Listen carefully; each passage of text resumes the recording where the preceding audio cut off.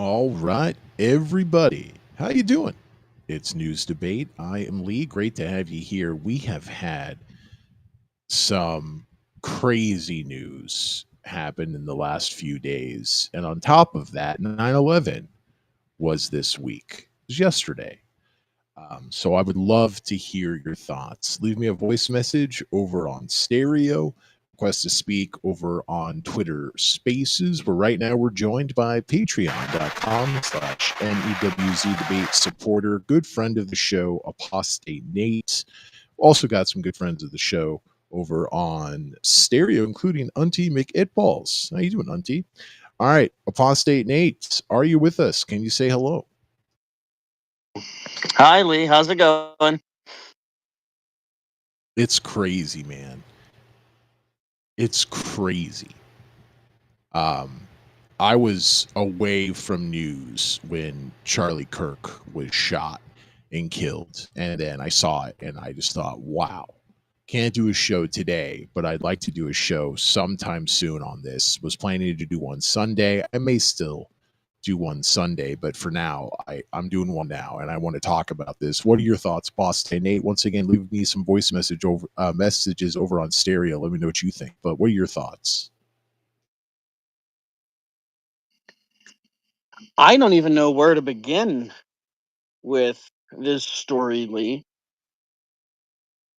I feel like we're living in some dystopian novel, something like that. This is something that, I know that violence like this happens all the time. I think it feels closer to home when you get the sense that it's more political in nature, when you get the sense that the violence is meant to make some kind of an overarching statement. Of course, if we don't get some further clarity from whoever did this, are we even going to know? And the conversations are going to mount. They're going to pick up speed. It's already a mess out there. I remember, and I understand that emotions can fly high. Anger and a sense of justice are very real things. And in situations like this, the desire for justice, I think, is legitimate. I do have some concerns about people like Matt Walsh saying it's basically war on the entire left. I don't know what that means because at this point, the nature of the crime, the motivation, the responsibility, it's a little murky. I think what I'm bothered by right now, Lee, is I think that there are so many conclusions being drawn from this, and it's illusions. But right now, the dust is very much settling on this, and I'm seeing a lot of bravado before I believe the people demonstrating this bravado um, have enough information. And I'll end my first thoughts there, Lee. So over on Stereo right now, I like doing polls on Stereo. I wish I could do that with Twitter Spaces. I wish Twitter Spaces would let us use voice messages. That's Stereo. Leave me some voice messages. Right now I have, because Stereo limits the amount of text you can put in the options, so I tried to make it clear. Hopefully I did. Option number 1, and this is what I vote for. Conservatives are the target. And number 2, Charlie Kirk was specific. So he was a specific target rather than making something more out of this. But I think it's easy and justified to make something more out of this because, President Trump was shot. He was hit either by the bullet or a bullet fragment in the ear. And someone else was camped out outside of a golf course waiting for him for like 12 hours or more. Didn't get a shot off, luckily, but that's a real thing. And that's still going through the process of legality. Of course, the man who shot Trump in the ear was shot and killed, and we know some things about that man. And now, Charlie Kirk, who was a friend of Donald Trump, who was a very well known, outspoken conservative person. We'll hear more about Charlie Kirk and these details. They've named a suspect. He was caught, so we don't know that this is the person who did it. I want to emphasize that we don't know. But I wouldn't be surprised if this was the person who shot Charlie Kirk. So I don't think it's. I'm not saying Apostate Nate is disagreeing here, but I don't think it's absurd to say that conservative, high profile conservative people are being shot at, and in some cases being killed. I really think if this was on the left and we had um, a left presidential candidate who was shot in the ear, and we had a very outspoken left person who was shot and killed at an event where you were supposed to go there and hear the person speak, people on the left, I think, would be rightfully so saying that liberals are being targeted. And I think they'd have a pretty good point in that hypothetical situation. And that's why I think it's fair to say that conservatives are being targeted as of late. I don't know that that changes the Charlie Kirk situation or it changes the Donald Trump situation, but I think it's logical to start there. I would love to hear if people disagree. If they agree, let me hear your thoughts. Let's jump over to stereo. We got a few messages. Let's hear from Uncle Kyle. Hey, Uncle Kyle, take it away. How you doing, Mr. Debate? I'm Kyle. Some people call me Uncle Kyle. Some people call me Uncle. Some people call me Kyle. I reckon you can call me Kyle now. Don't make me no difference. Conservatives are the target.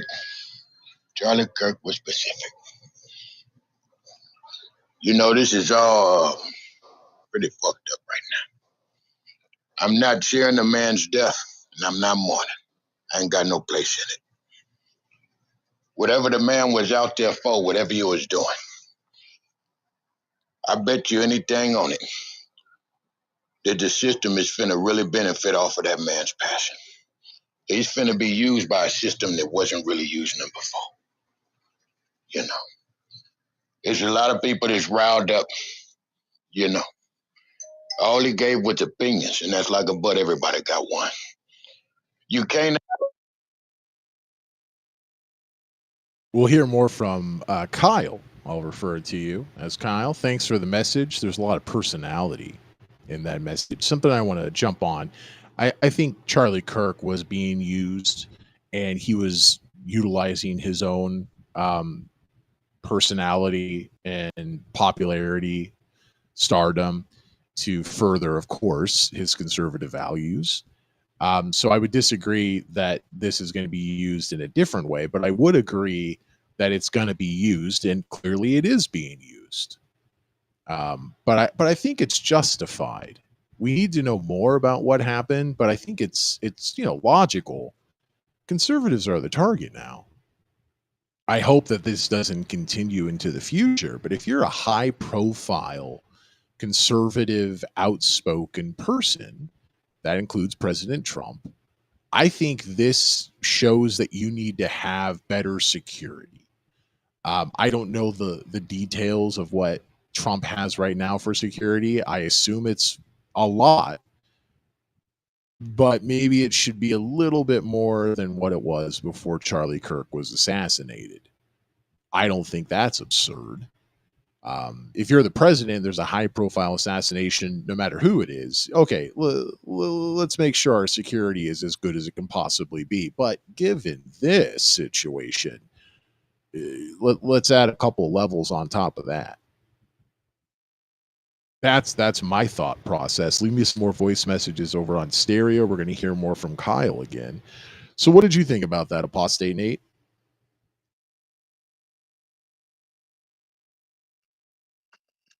So are conservatives being targeted? I mean,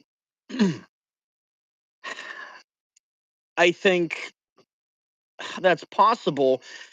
I think where I withdraw from that a little bit is, and this is the former conservative in me, I guess, but if I still considered myself conservative, I would not and would not to this day consider Trump to be all that conservative. Um, I just think I need to know more, especially about the second shooting, especially about motives. I mean, Lee, for all we know, this was someone who was mad that Kirk wasn't conservative enough. And that's not exactly a point that's original Yeah, with me. let's But, focus on that for a moment. We don't know that this person was so we'll read about we'll get into this to get some details, but we don't know that this person was a bleeding heart liberal. This also could be, like you just mentioned, this guy was not conservative enough for me, and I did something about it. I don't mean to turn this into a comedy, but I hope that people understand what I'm trying to say. Like, so let's learn a little bit more about this guy and maybe adjust our conclusions. But my first gut reaction was not that this is someone who's super conservative and was disagreeing on, splitting the hair level conversations. I thought this is someone who was taking out someone who is conservative. That does not mean that that's true. I'm not saying that that's automatic, but that's where my gut reaction was. And so I appreciate Apostate Nate saying, well, hey, maybe it's not, because that's perfectly legitimate, perfectly reasonable. And boy, have there been some strange, really, this was the person and this was their motivation for trying to or successfully assassinating somebody. I mean, like, we could point to that in history. So that's a really good point, Apostate Nate. Let's go back to Apostate Nate and get more stereo messages here in a second. But I'm going to share my screen over on my Twitch stream and also my Rumble stream. So go to bit.ly/NEWZ debate for those links. All right.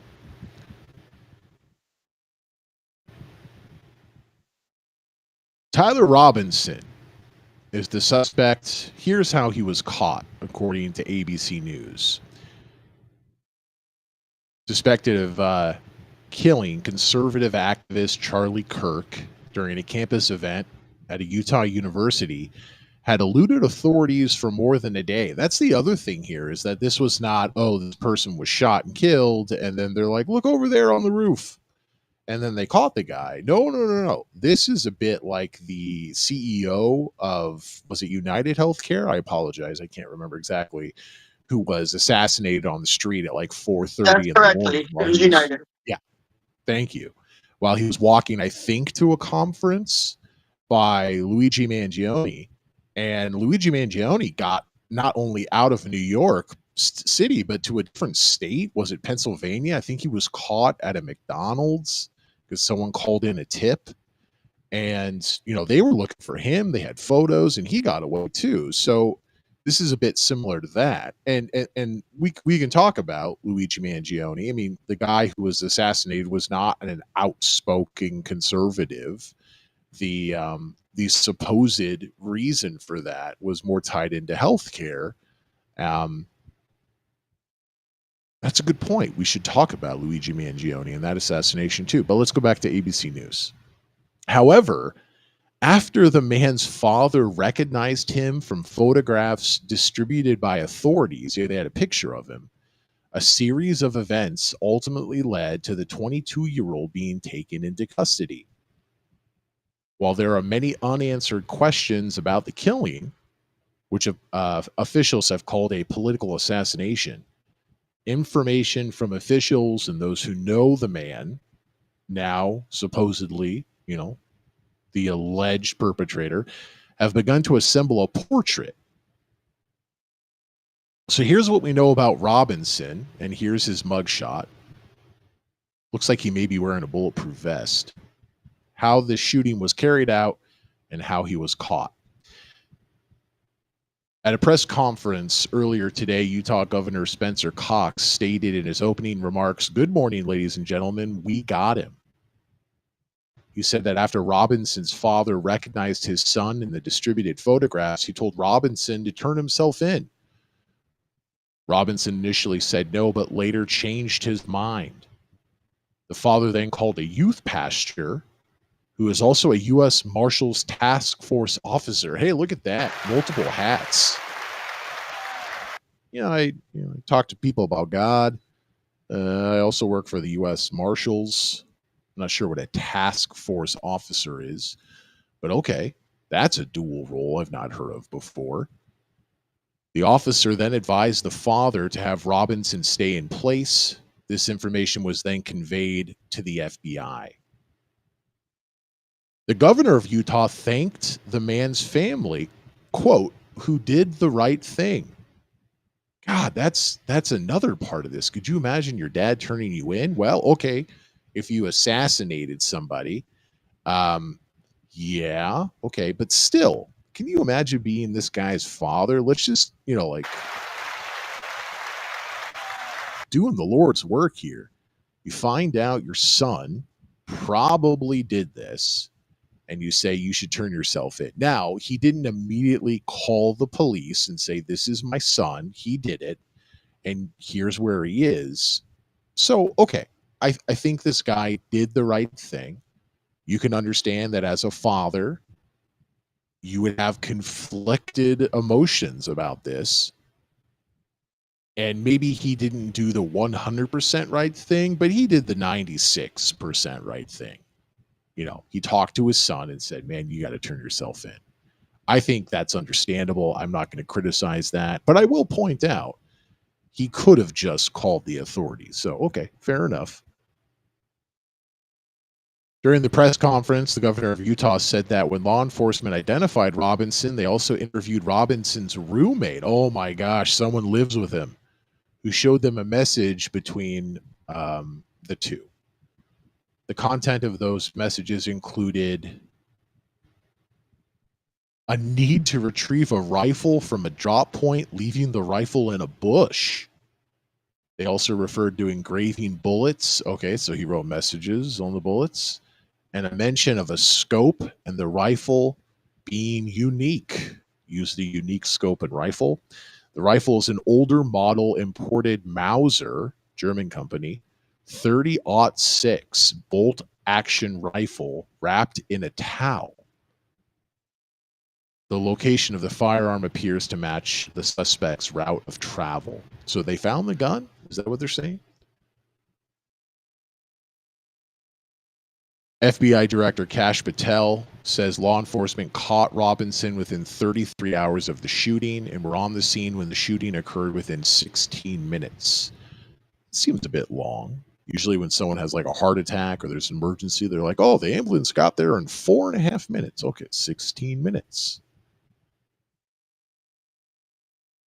Surveillance video footage from Utah Valley University, reviewed by investigators, showed Robinson, allegedly, arriving on campus at 8:29 a.m. the morning of the shooting, driving a gray Dodge Challenger. Oh, poor Dodge. Can you imagine? We're Dodge. We're a tough company. Do you need a truck to do tough things? Do you need a truck to commit an assassin? No.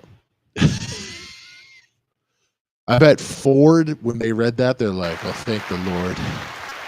Chevy was like, oh, thank God. I knew I chose the right religion. It wasn't a Chevy. Robinson was wearing a plain maroon t-shirt, light-colored shorts, light-colored shoes, and a black hat with a white logo. Officials say that Robinson then changed into dark clothing on campus, and after the shooting changed back into his original clothes. Okay, that would be a smart move. The video appears to show the suspect walking with an unusual gait, resembling a limp. Investigators believe that's because he had the rifle hidden under his clothes. Okay, so he was just sort of like shuffling away. Yeah. Oh, tweaked my ankle. Is that a rifle? No. It's an old sports injury.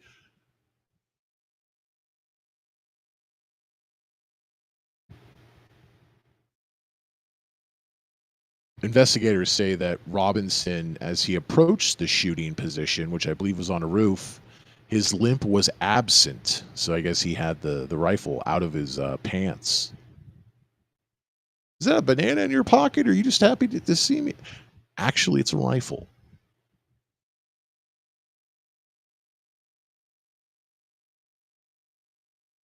And this is a still from the video released by the FBI, where they say it's suspected gunman right in the video. Okay, so they mentioned earlier the engraved messages on the casings found on the scene. So when you have a bullet, the most of the size of the bullet is the case. So I guess you could write on the bullet, but then you'd have less space, and maybe that would ruin the accuracy. So he wrote on the case. Of the three unfired casings, one read, "Hey fascist, catch." Doesn't sound like a conservative, Boss Nate. With an arrow symbol pointing up, then to the right, back into the left. No, up, then to the right, and then three arrows pointing down. Another unfired casing read, "Oh, Bella Ciao, Bella Ciao, Bella Ciao, Ciao Ciao," seemingly in reference to the Italian anti-fascist song popularized following World War II. Another unfired casing read, "If you read this, you are gay. LMAO." Wow. This guy's got a sense of humor. If you read this, you are gay. Okay. Didn't expect that one. That makes me think he's not super liberal, but okay. That's a weird one.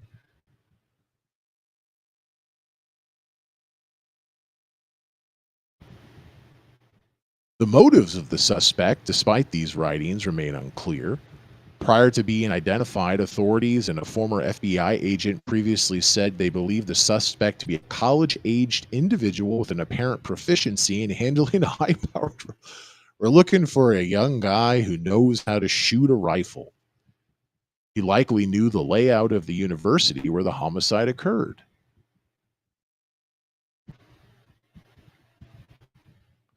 At a press conference, it was said that Robinson had become more political in recent years.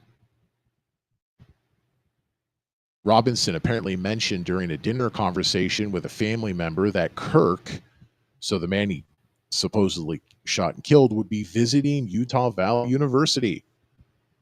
Robinson and the family members discussed, apparently, why they didn't like Kirk and his viewpoints, and the family member stated Kirk was full of hate and spreading hate. Okay, doesn't sound like a conservative. But apparently Robinson was not enrolled at Utah Valley University and lived in Washington County, Utah with his family. Bad economy, living with his family. He's currently enrolled at Dixie Technical College in Utah, a trade school where he was purportedly working towards becoming an electrician. Bad image for the electrician industry.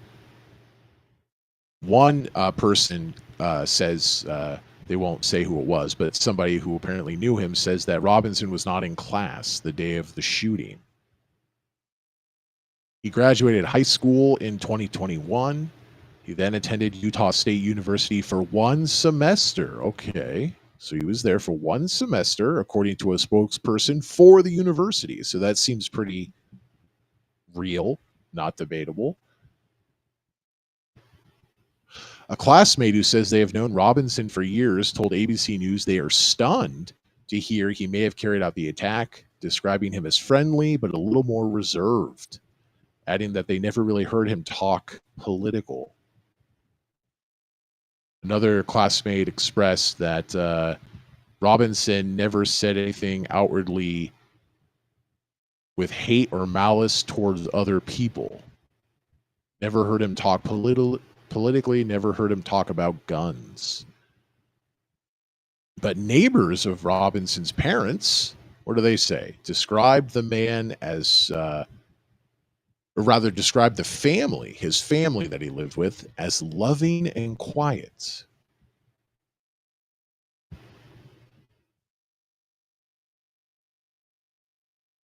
She described his parents as very loving. They just seemed like a very hardworking, down-to-earth family. Yeah, I mean, the dad did the right thing. That's the thing. Can you imagine your husband turns in your son and he comes home? What do you say? Hey, honey, how are you? I'm good. Um, I just watched the news. Do you have anything you want to tell me? Was he texting his wife while he was talking to their son and encouraging him to turn himself in? Wow. Family was just very quiet, kept to themselves.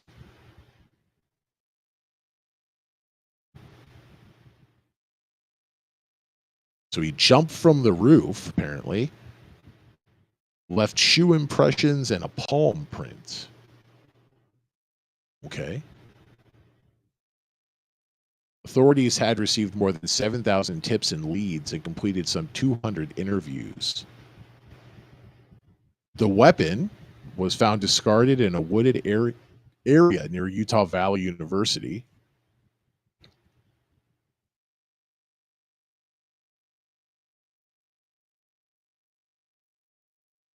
Following Thursday's news conference, the FBI in Salt Lake City released surveillance images of the person of interest wanted in connection with the shooting. I guess that's what his dad saw. $100,000 reward was being offered for information leading to the capture of the suspect. You know what I say? Give it to his dad. Not only did you do the right thing, sir, check for $100,000. Make sure you claim it on your taxes. The deadly shot was apparently fired from a building a substantial distance from where Kirk was speaking to a crowd that authorities estimate was about 3,000 people. Not an easy shot.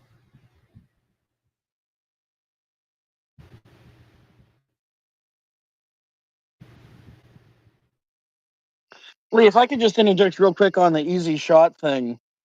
Oh yeah, sure. Sorry, apostate. I think there's more, but I think we've caught up on enough information. Why don't you take it away? Yeah, as far as the easy shot thing goes, and this is just an issue that's puzzling me.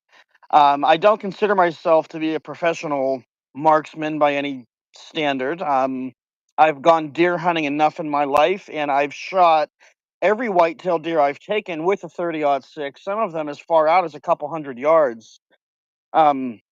If somebody's sitting in a chair not moving with a high-powered rifle like a 30-06, Lee, that's not a hard shot. I'll just be frank. Everybody praising that shot, I don't see it. Now, if he had hit Charlie Kirk prancing across that lawn, but I'm not convinced we're dealing with a super sniper here. Yeah, if you'd waited till when Charlie Kirk gets up and he's like, "All right, everybody, it's time for some calisthenics. We're gonna run around here, do a little." If you'd taken him out then, okay, that would be a harder shot. Yeah, it's just the guy's praising this guy for his marksmanship. I'm voting a hard no on that, Lee. Well, I mean, it's a crude thing to say, but he's a better shot than the guy who tried to take out Trump.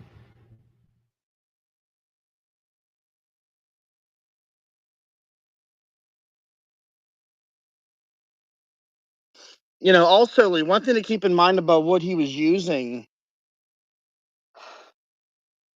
if you're talking gun control, how are you going to get that many 30-06s out of the public's hands? Because I can guarantee you there's probably a hell of a lot more 30-06 bolt action rifles out there than there are AR-15s in the hands of the American public. So the very nature of the weapon that was used sort of has me cynical as to what any sort of firearm legislation could get done. An assault weapons ban would have done nothing for the on Kirkley. Zilch. I mean, yeah, nearly everything that you hear from the left, including myself, which is about military-style assault weapons, AR-15s, and the like, and handguns. I'm big on getting rid of handguns. 3/4 of all homicides are gun homicides, and 3/4 of all gun homicides are handgun homicides. And especially if you get rid of handguns, that's really, really utilized. Those are really utilized for suicides. More than half of gun deaths are suicides. If you get rid of handguns, like that takes a big chunk of that data away. But you're absolutely right. Thank you for bringing this up, Apostle. This is a really good point. No kind of gun control that you could ever hope to get passed in the United States would have done probably anything about this. He's not a felon. He's not, involved in domestic violence. Um, you know, I guess you could say maybe this rifle was someone else's, and so you could argue about gun safes and things like that. But if it just turns out that this was his gun, um, yeah, I don't know that there's anything that could have prevented this other than better security. Um, but yeah, I mean, even if it was someone else's gun, you'd have to be like, okay, well, we have to have gun safes and GPS trackers and things like that, and that's really hard to get past in the United States, right? So this, as opposed to other shootings, this is not something that really could have been prevented with gun legislation, as we understand the details today.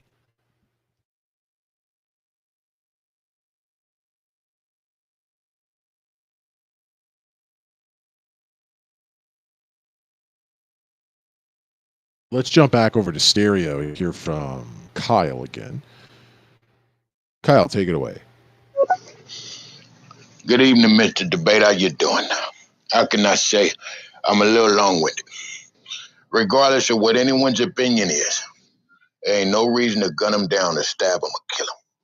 You cannot answer words with bullets or knives. Somebody say something I don't want to hear, I turn the channel, I leave. If I can go back and forth, I can go back and forth. We can make sense with each other. Or I can agree to disagree. Everybody want to be right, but don't nobody want to be wrong. It's just like the saying of a lot of people say they want to go to heaven, be with the Lord, be with Jesus, be Yeshua. But don't nobody want to die to get there. This man's death is finna be used. He's already gonna be made a martyr, and the system is gonna use him to bring more police in to police everybody. Because this is gonna hurt everybody, regardless of who it is. Yeah, I can agree with that. This doesn't really help anyone unless you're someone on the right who's saying we need to have a war on the left. Then I guess it's helpful to you. But yeah, the idea of him being a martyr, I think that he kind of is a martyr. Now, you can argue someone should be a martyr if they actively choose to sacrifice their life. So I guess that's a discussion. But I mean, this is a man who apparently, from the few details we have now, although there've been pretty good details, people who knew him and things written on the shell casings that they recovered. He apparently shot and killed Charlie Kirk because he didn't like his political views. Thought he was a fascist. So, if you think someone who's assassinated for their political views could be called a martyr, and that would include a lot of people, that would include MLK Jr., that would include so many people, then yeah, I think Charlie Kirk, if the shoe fits. Not an active martyr, but certainly I think he's in the realm of possibility to be called a martyr. And yeah, I agree with you, Kyle, that I mean, this doesn't help most people. This doesn't help the United States. It doesn't help anybody. Certainly not anybody who liked Charlie Kirk. I believe he was the father of 2 children. Doesn't help them at all. Of course not. But if you're using this, and I would argue maybe appropriately to say that there is a war on conservatism, yeah, it helps you a bit. So who was that apostate, Nate? You said somebody was saying now we have to have a war on the left. Remind me who that was. This would be Matt Walsh over at the Daily Wire. If you go over to his page right now and just look at his last 10, 20 tweets, they're probably of the same variety. They are, I mean, yesterday at least, the rhetoric was very, I don't want to say it was threatening rhetoric, but it was very, very heightened rhetoric. And I can see why people like Matt Walsh are angry for sure. You know, there are more than a few people on the left who are not, in my opinion, handling this situation as humans, as human beings, as a human who recognizes that another human being was just shot to death. I thought Charlie Kirk was basically walking, talking, you know, nonsense, with a very large gun line. But I never thought the guy deserved to be gunned down for saying any of the things that he said. And if you head over to like Blue Sky right now, the rhetoric is just poisonous. It's a cesspool. Now, this is the Twitter alternative, Blue Sky, right? Tell me about that. Correct. Well, when Blue Sky opened, it was more of just a quieter, softer echo chamber. I think it got a lot of traction at first, and then it predictably sort of died down. Yeah, like Threads. Everybody's like, we're going over to Threads, and then that didn't work. I mean, it's easy to threaten to leave somewhere. But I mean, everybody came back, Stephen King included, by the way. And I'm pretty sure that wasn't his first departure from this platform. Every once in a while, he sort of takes his ball and goes home. And he's back again. He actually had a tweet about Charlie Kirk that was factually incorrect and had to apologize for it. Right That was now, Stephen King? it's not. Yeah. Stephen King's been tweeting about this. Stephen King has been tweeting about this subject as well. Yeah, he's heavily in. Once he gets on social media, he's pretty active. No question about that. Well, yeah, I From the got to tell you great that state of I'm Maine, tweeting embarrassed out a for everyone. storm. I'm embarrassed for so many people who celebrate that way of solving a problem. I'm just embarrassed for my species today. I'm not sure what to say, really. Yeah, maybe we'll look up good old Stephen King. So this is from the Daily Wire. This was written yesterday on September 11th by Matt Walsh. Title: America will never be the same after Charlie Kirk's assassination. I can't read the entire article. They got a paywall or something. Starts off, the last time I saw my friend Charlie Kirk in person was when I appeared with him on stage at the TP USA Pastors Summit back in the spring. I spoke with him backstage beforehand and told him, as I had several times before, that I was incredibly impressed by this institution and movement that he built. But he wasn't interested in listening to me compliment him. He deflected as always and started asking me about myself and saying nice and encouraging things. Then I can't go to the rest of this article. But there's another article on the Daily Wire. This was written also yesterday on September 11th. Daily Wire hosts Ben Shapiro and Matt Walsh stood firm in their defense of free speech and conservative values after the assassination of Charlie Kirk, even as some unhinged leftists called for more political commentators to be targeted. Was that Stephen King? Shapiro and Walsh dedicated their shows on Thursday to honoring the legacy of Kirk, who was killed while speaking to students at Utah Valley University on Wednesday.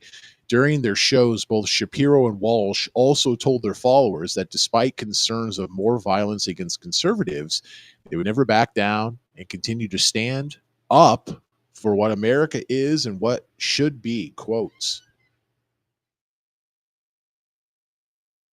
And the reason I chose this article was because the title of it, Ben Shapiro vows to pick up that blood-stained microphone where Charlie left it. We will stand taller and prouder than we ever have and be louder and bolder than we've ever been. And I think that's fair. Like, I don't agree with them on most things. Sometimes, just like with Trump, I'm like, hey, that's a good point. But I think the left would be doing this if a left presidential candidate had been shot, like Trump, in the ear, and then a left outspoken activist was shot and killed at a rally, at an event, whatever you want to call it. I think they'd be saying the same thing. This is why I always on my show criticize Black Lives Matter, that movement, because even though I can sort of understand it, they were using violence. Now, they weren't doing this, but I've had many people in my own life and on this show, and of course you can find this yourself, it's still up, talking about how, well, you're never going to really make any change in America unless you fuck shit up a little bit. So, like, there needs to be violence attached to the Black Lives Matter movement. And we saw that play out around the country. And I'm not just talking about rioting and stuff, but like specific violence and specific blocking of people on bridges. And there was some thing on a college campus where Black Lives Matter people formed a human chain and wouldn't let white people cross. I mean, we talked about that on the show.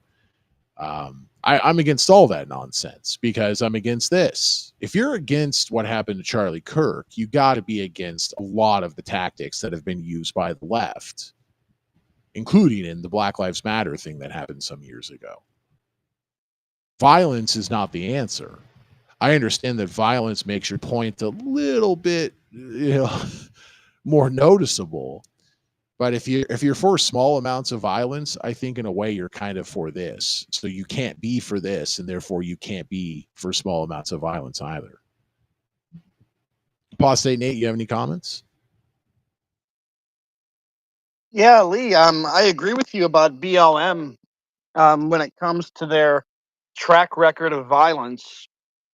I remember watching the footage of what was happening during the protest over George Floyd, and I just thought to myself, this behavior is going to sow the seeds of further hatred and division.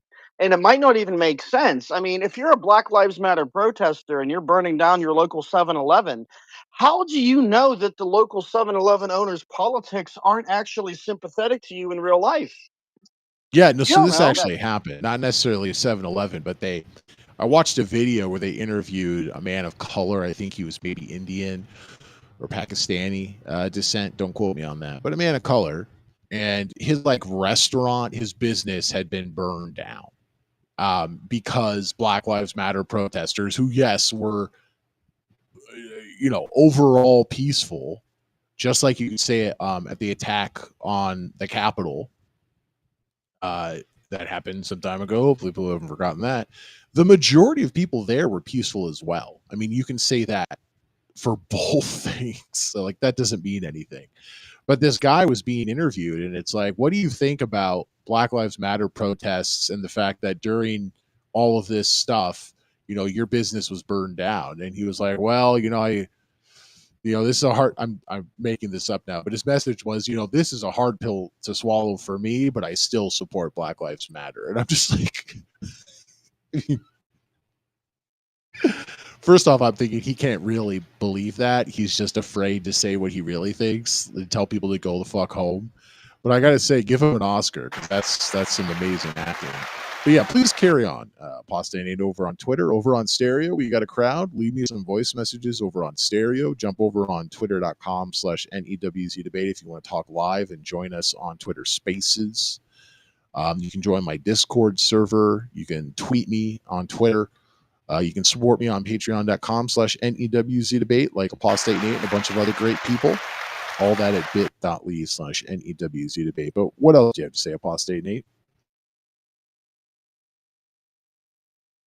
I think I had landed my plane on that point there, Lee. You can carry on. Take the show wherever it needs to go. Carry on. Carry on. Yeah, I would love to get some other perspectives. I don't think anybody's going to come up and share a positive perspective of what happened. Unless Stephen King wants to call in. Maybe we should look up Stephen King. Give me another rundown, Nate. What was Stephen King tweeting about this? I assume he might have deleted these things, but what did you see? And I'll see if I can find it. He deleted the tweet, but my God, it was up for so long, Lee. That screenshotted into memory somewhere. He tweeted that Kirk supported the stoning of homosexuals. Just saying. My wording is slightly off, but I assure you it's close enough to the tweet. I don't think there's any record of Kirk ever saying anything like this. Now, you could certainly argue that Kirk attaches himself to a particular type of Christian theology that doesn't have very nice things to say about gays in terms of what happens to them in this life and especially the next. Okay, his opinions are not flattering, but I don't think that was his position that he endorsed. And Stephen King apparently just wrote a meme or something and ran with it. To his credit, he's apologized for it, but I don't know. He should have known better, Lee. That's not good. He should have known better. So I have what appears to be a screenshot, and I can't confirm it. But I just, this is, if you type in Stephen King on Twitter, this is one of the first things that come up. It's a screenshot of him saying from @Stephen King, "I was wrong and I apologize. I've deleted the post." And then someone who put this up says, "I'd say Stephen King should be ashamed of himself, but what's the point?" And then a screenshot from @Stephen King. Once again, I can't confirm this, but it says he advocated stoning gays to death. Just saying.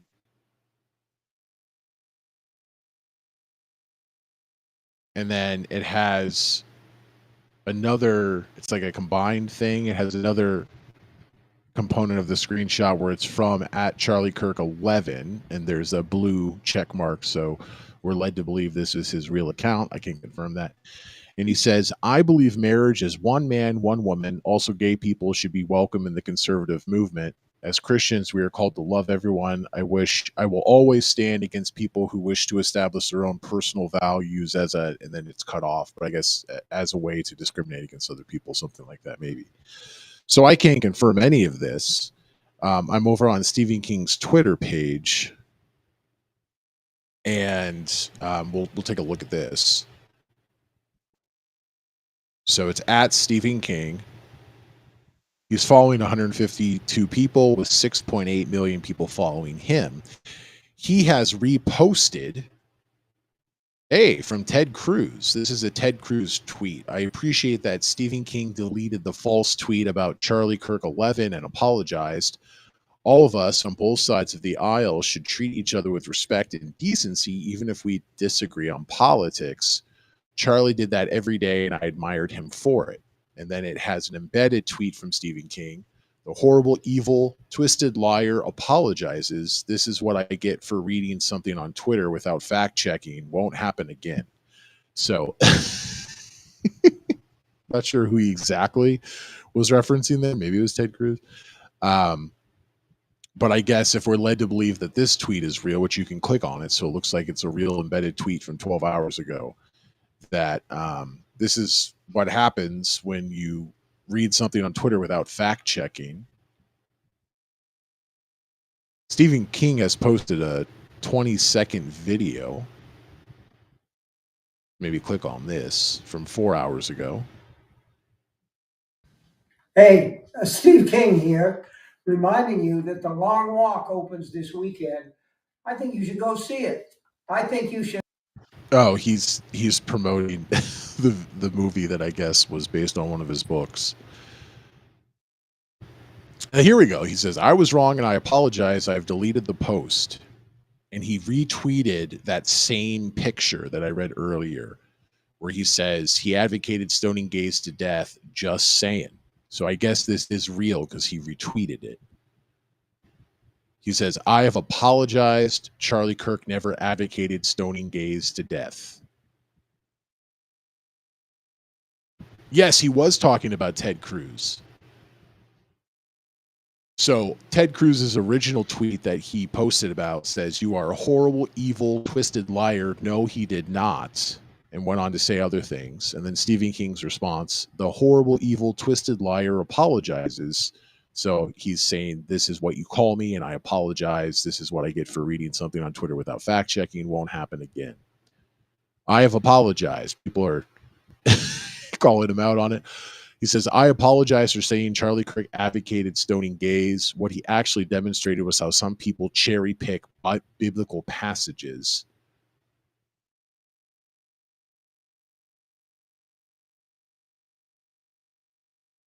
And then he says this is from yesterday. This is from Stephen King. It's still up. He hasn't deleted it. "Elizabeth Warren on people who say Dems need to tone down their rhetoric. Oh, please. Why don't you start with the President of the United States and every ugly meme he's posted and every ugly word?"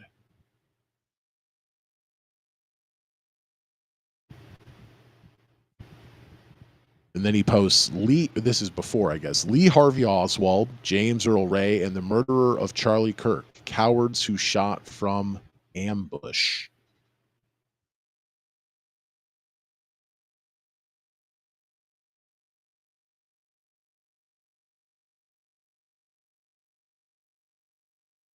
"The motivation of the man who shot Charlie Kirk isn't clear, although he's probably mentally unstable. Duh.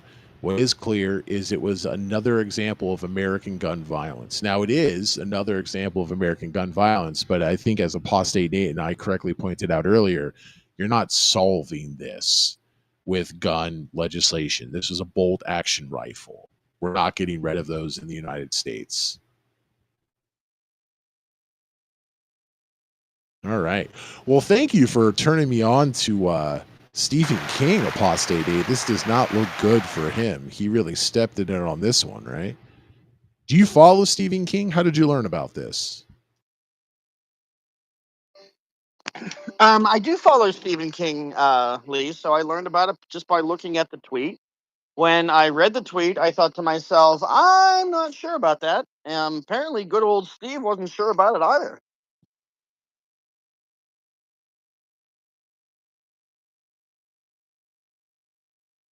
So, do you think liberals should comment on this? Like, clearly Stephen King got it wrong and it didn't work out. But like, if we're led to believe that what he quoted Elizabeth Warren as saying is true, then maybe liberals need to tone it down now. And she's like, whatever, tell the president to tone it down. Like, is that sort of thing appropriate, helpful, okay after a shooting like this?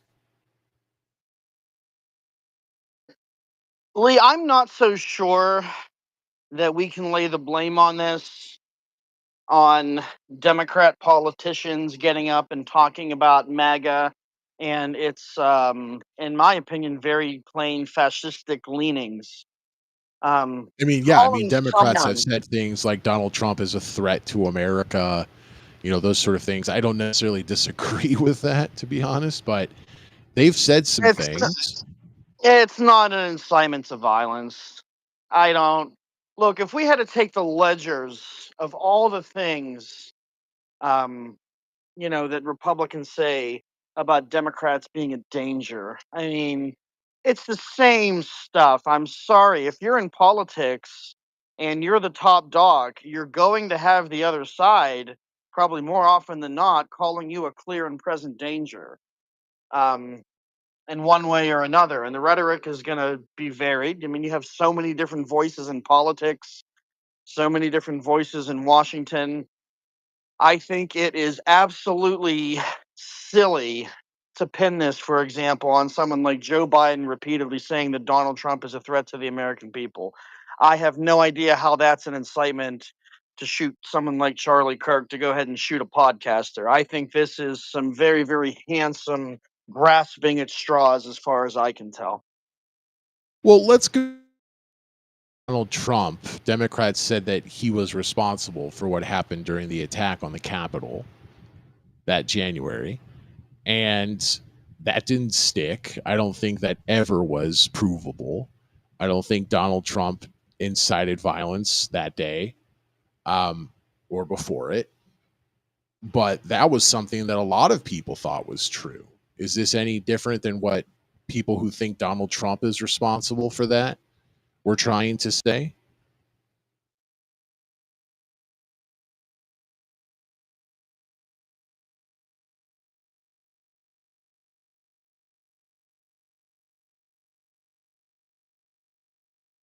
It could be, Lee, that every side does the same damn thing when it's their turn. I don't know. But does this put that in new light, since that's something Democrats said over and over again? And now, when there's a different, but you can draw conclusions between the different points I'm making. There's a different situation, and then like someone like Elizabeth Warren, apparently, I can't prove this, was saying, you got no, don't look at us, look at the president. I mean, shouldn't they walk the walk and talk the talk after coming down so hard on President Trump and it leading to nothing?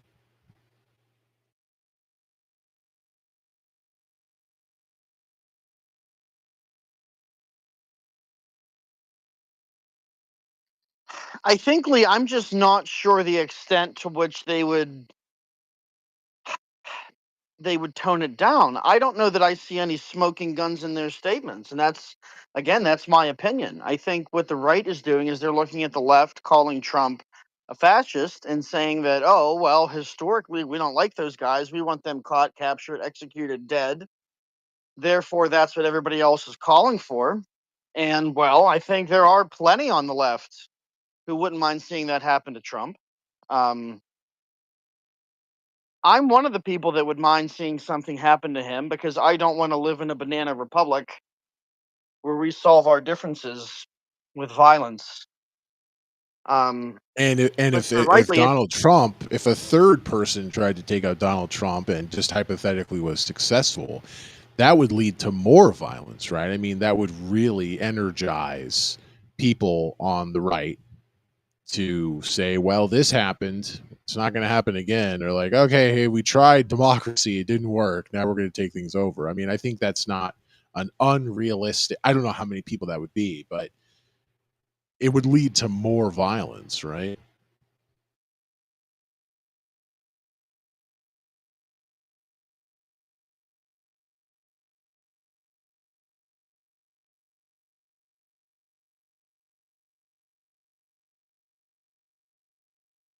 Whereas with Charlie Kirk, yeah, we've had, you were saying, Matt Walsh was saying, well, now it's a war on the left, but I think this isn't going to lead to the kind of violence if Donald Trump, you know, the third person tried to take out Donald Trump and was a little bit more successful. That's the point I was trying to make.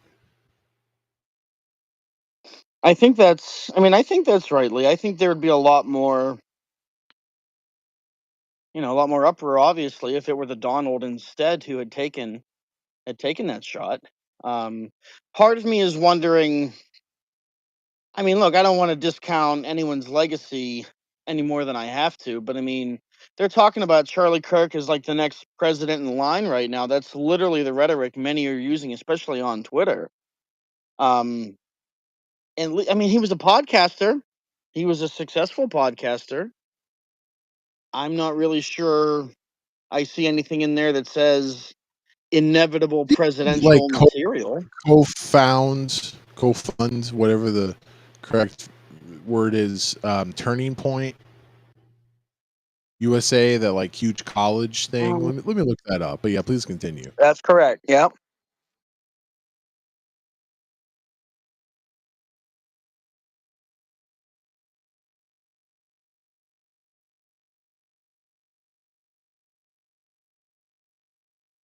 So I'm just asking Twitter, what are Charlie Kirk's accomplishments?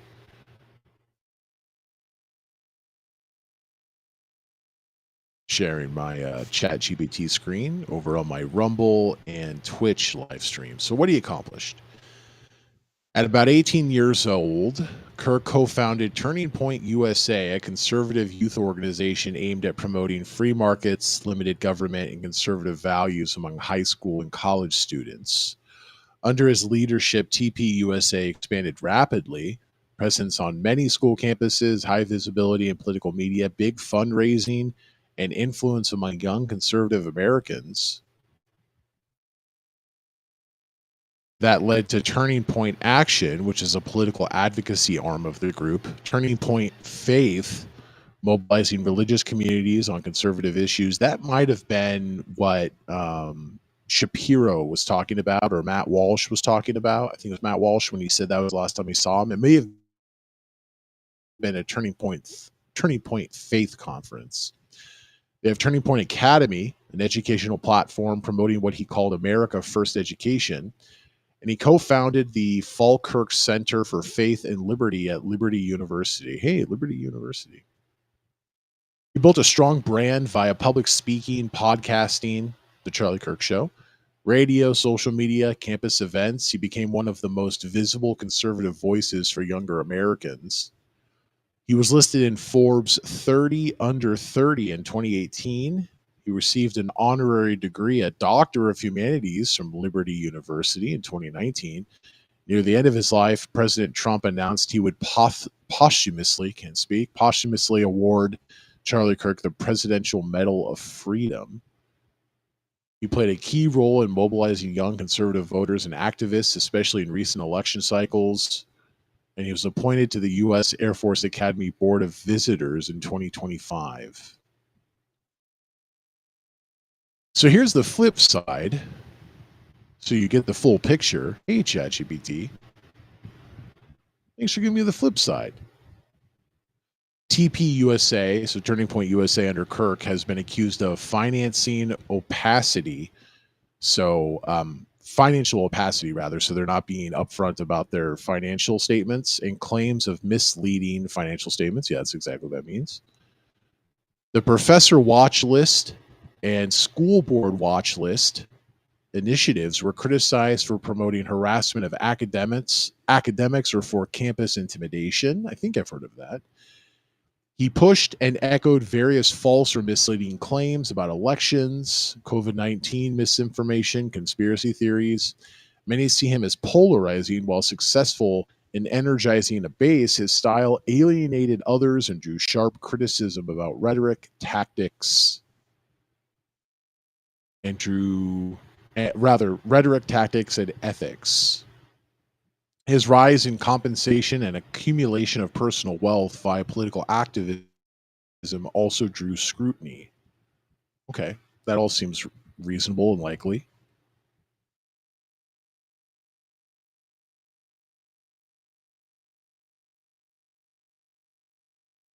So, like with anything, you have both sides of the coin. Oh, hey, I didn't notice. Hey, I want to say hi to Patreon supporter, friend of the show, dear friend of the show, Ron. How you doing, Ron? Also, some other people over here on Twitter Spaces. Request to speak. Ron, you're always welcome. Everybody else, request to Hello, speak as well. Would Lee. love to hear your thoughts. Yeah, Apostate Nate Yeah, Lee, over on real Twitter. quick. Couple of the people that came in, Newt and Powerful Mel, both good people, smart people. They should both take mics.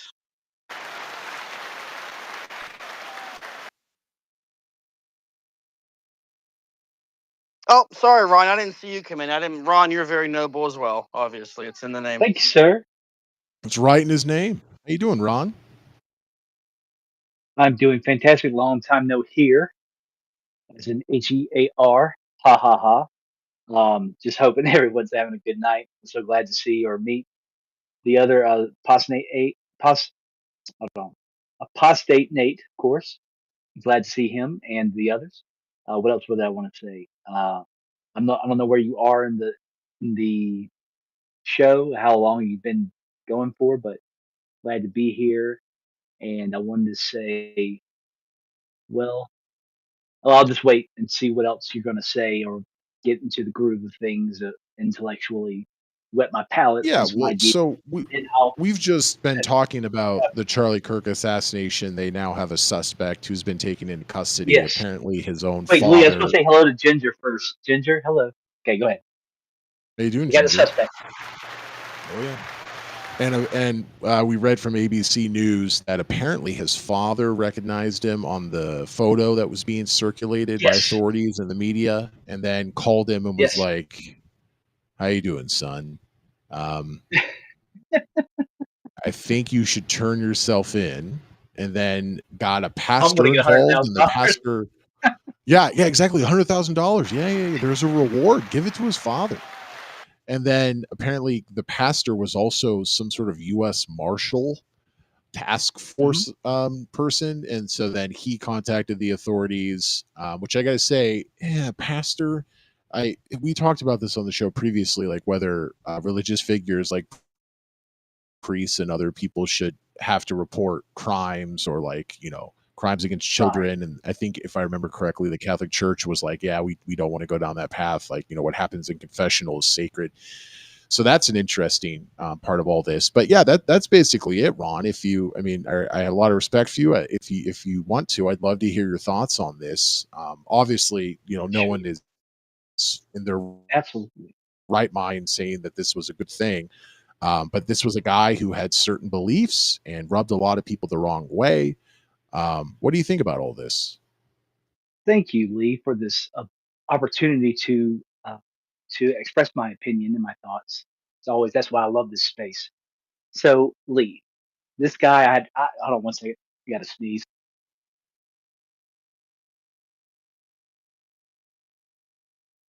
Maybe I don't. So, this gentleman I had seen on videos, or maybe on X or Twitter or somewhere else, and I saw the debates, prove me wrong type of debates, but I never paid any attention to it because I wasn't, and I'm a liberal or a conservative Democrat if that's still around. A lot of people say that's an extinct person, political affiliation, but I don't think so. I think it's just anyway. I don't. Of course, I abhor and I am against any political violence. There should never be political violence in this country because when you go down that route, that's the third world country kind of route. And what makes me? What's a second world country? What's a country that's considered second world? I know about third world You and got first world, but first what's the second? world. You got third world. I feel like we skipped a world. Yeah, I've never known a second world nation. But anyway, we're you die. It's But now we've seen this before, though. We've seen it in 1968. We had Martin Luther King Jr. Was assassinated on April the 4th, and then Robert Kennedy Jr. and Robert Kennedy Sr. was shot on June 5th of that year, but then passed away on D-Day, June 6th, 1968. Now the thing is, and of course we had his brother 5 years earlier, 1963, was assassinated. So we had in that decade before we were here, this country was in turmoil and experienced something as the country felt like it was off the hinges or off the rails, going kind of down the mountain without any brakes.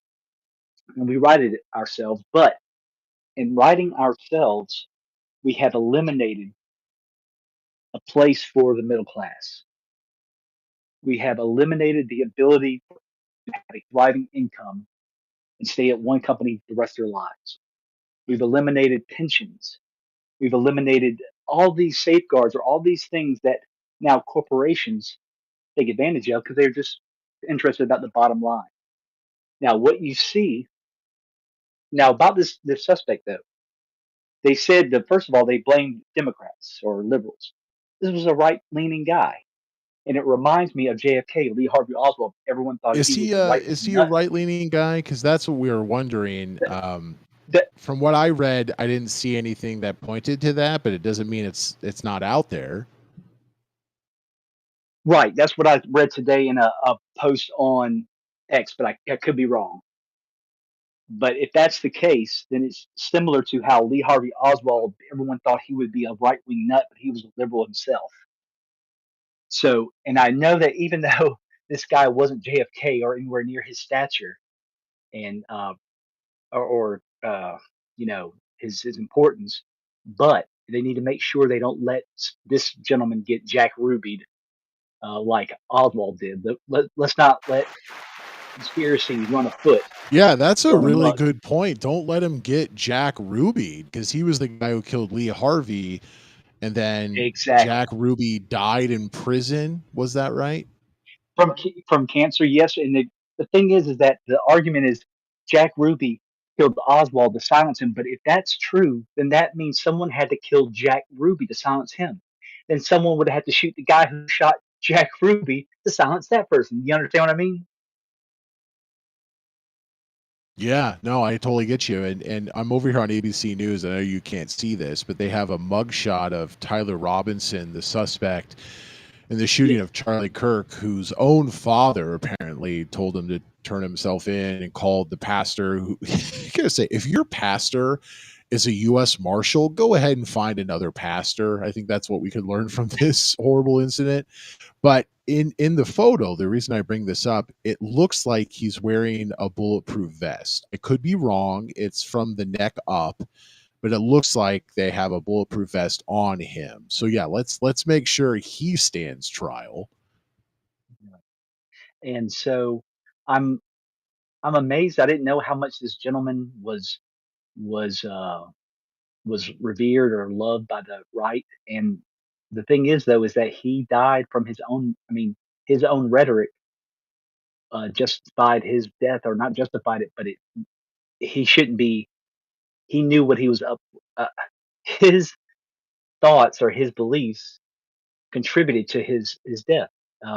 any of these Yeah. things We that have talked earlier gone before you crazy. joined the show that some people are calling him a martyr.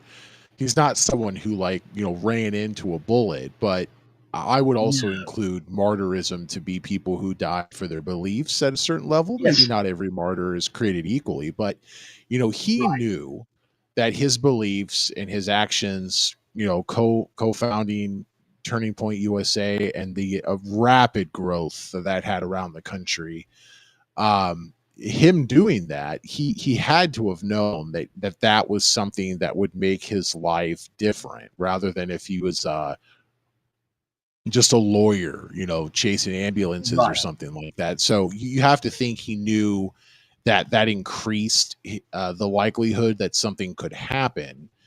But at the same time, he lasted up until recently, luckily, and he probably thought that would run the rest of his life. I believe he was the father of two children.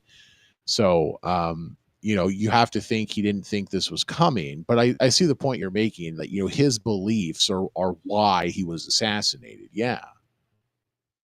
And yes, thank you, Lee. Great, always great points that you give. But I wanted to also say that I do respect the fact that he would go out on these debates on these college campuses, and he wasn't afraid. He had a lot of courage, and because you see in one of them, I looked at, there's a guy behind him that was kind of like not Secret Service, of course, but somebody like a bodyguard, not was standing with a gun, but probably ready to pull one out if somebody did something. But he's still. I think it takes courage to go out, and because he was constantly ridiculed by a lot of these kids, and I take a lot of I give a lot of kudos to anyone that can go somewhere, be uncomfortable, get insulted, not take it personally, and keep doing that over and over and over. It takes a lot of strength.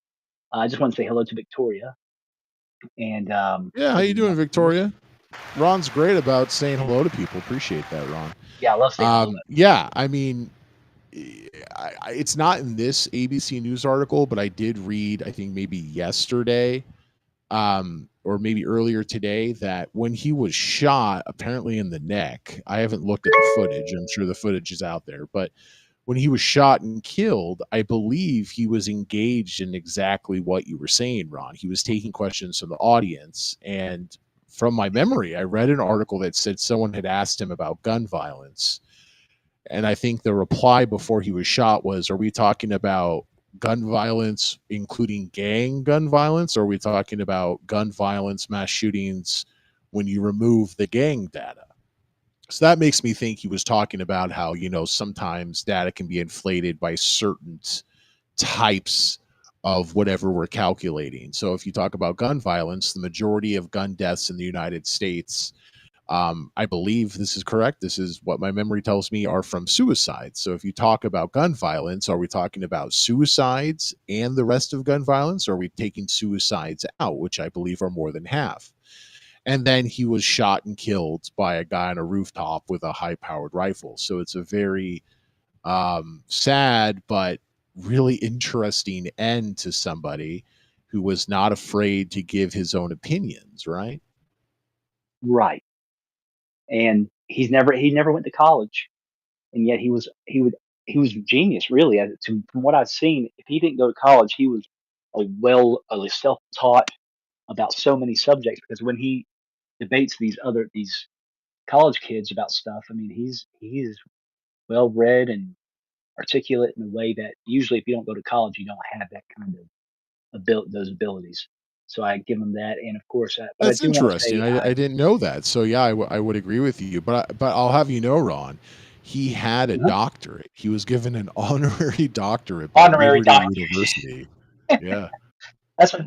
Yeah, that's what's But amazing about being Lee, what he Ron, has. an honorary doctorate from Liberty University is like not having a degree, in my opinion. Right. But that's another topic for another time. Exactly. I hear you, Nate. I absolutely agree. Um, but I wanted to say I do wish his wife. I'll pray. Thinking of her and their two children. And I just want to remind everyone about there's a great speech that Robert Kennedy gave called "The Mindless Menace of Violence," which you can look up on YouTube. and listen to. It's beautiful. And what he talks about a man at one point. He's like a man who is clumsily woven a life. He has clumsily woven a life for him and his family. And that's what life is. Life is so fragile, and we don't take into consideration how soon it could be over at any time, whether it's going to be by a bullet, or it's going to be by just our bodies giving out. I mean, sometimes bodies just give out, and you never know. So this, like somebody used to say to me, you don't have an expiration date on your foot or anything to tell you when you're going to pass away, unless you go to a great astrologer like I do or a psychic. I am predicted to last until 20, like that. I'm going to be given something and live about 250 years. Okay, I'm just Wow. spoiler alert. There it I'll is. be around for a while. That's pretty Spoiler good, alert, Ron. I'll I be feel around like for a if I while. went to an Thank astrologer or psychic, I wouldn't get 250 years. That's impressive. Yes, it's a kind of like a fountain of youth thing. So don't talk about it too much. But yes, I'm going to outlive you and everyone in this room. Thank you very much. But I also wanted to say that's about it. Thank you so much, Lee. I'll stick around and listen. Yeah, stay with us, Ron. Always a pleasure to have Ron on the show. He's kind of a big deal in Ireland. He's got a lot of thousands, tens of thousands of followers over on Twitter, and Millions. one of them joined us one time from Ireland. It was a young guy, and he's like, I just want to say hi to Ron. Ron's my favorite guy over on Twitter X. Yeah, That was a fun feels good. moment. Yeah, that's Ron's big in Ireland. Everybody. You gotta get a leprechaun outfit, Ron, and do some videos. I want to see that. So yeah, please stay with us and raise your hand just so that I know you want to talk, and you're more than welcome to. Ron is a dear friend of the show. Also, like Apostate Nate, he supports the show every month over on patreon.com/NEWZ debate. Everyone's welcome on the show. The show's better, excuse me, when we hear from people. But if you want to support a show that you hopefully enjoy these kinds of discussions, these heartfelt, honest discussions of important events that shape America and the rest of the world, yeah, feel free to throw me a few bucks over on patreon.com/NEWZ debate. We have Newt has been waiting patiently to speak. We also have Power over on Twitter who has requested to speak. I'll go ahead and approve that now. Let's jump over and hear from a new voice. Newt, great to have you. What are your thoughts related to the Charlie Kirk assassination? Now we have a suspect who's been arrested, apparently turned in by his own father. By the way, $100,000 needs to go to that father. That was the award that was being offered for information from the authorities. Go ahead and give it to his dad. That's a hard decision. So Newt, what do you think? G'day, News. Thanks for the mic. Yeah, I spoke about this yesterday, and here's my issue, is that I just couldn't give a shit about Charlie Kirk. I feel sorry for his kids, of course, but I also, if I'm going to go down that path, I then start to think about all the Ukrainian soldiers who stopped doing their jobs and put on a backpack and walked away from their families to defend their country, which I think is a far more noble cause than being a loudmouth cockhead. So Yeah, that's fair. that's Once again, Charlie Kirk, if we talk martyr, he would not be at the top of my list of martyrs. So yeah, that's yeah. fair. I understand your point you're making. But the tragedy of it is still violence, and it is still horrible what happened. It shouldn't happen to anyone. But yeah, he's kind of a victim of his own rhetoric. That I think there's two subjects here. It's that it's Charlie Kirk, and yet there's the obvious horrible violence that happens in America. And I was saying this yesterday, is that, man, I love America. I've always loved America. It's 50% of my culture enrichment ever since I was a child, and it's hard to see America the way it is at the moment. And I think the 9/11 thing in the title made me think of it as well. Is that America gets some Yeah, pretty big Thursday was blows. 9/11. I wanted to approach that topic as well because I wanted to give that the time that it's due. But of course, Charlie Kirk is another huge story. So thank you for bringing that up. Yeah, and it's just sometimes I look at America and I kind of weep for the old girl because she's not what she is on the surface. I mean, America to me is a beautiful, rich country with so many amazing things and such an awesome society in so many places. Maybe not Are so you enough. Australian? Am I placing that accent correct? You are. But my sister and her family have lived in New Jersey for about 12 years now. So I've made a few trips over there, Sorry to and hear that your family chose New Jersey. Sorry, I had to make everyone the reference. everyone says Oh, that. Newt, I didn't know that, my friend. I'm like weeping in grief already right now. I'm so sorry. I had to go to New Jersey last month on purpose, and I'm not happy about it.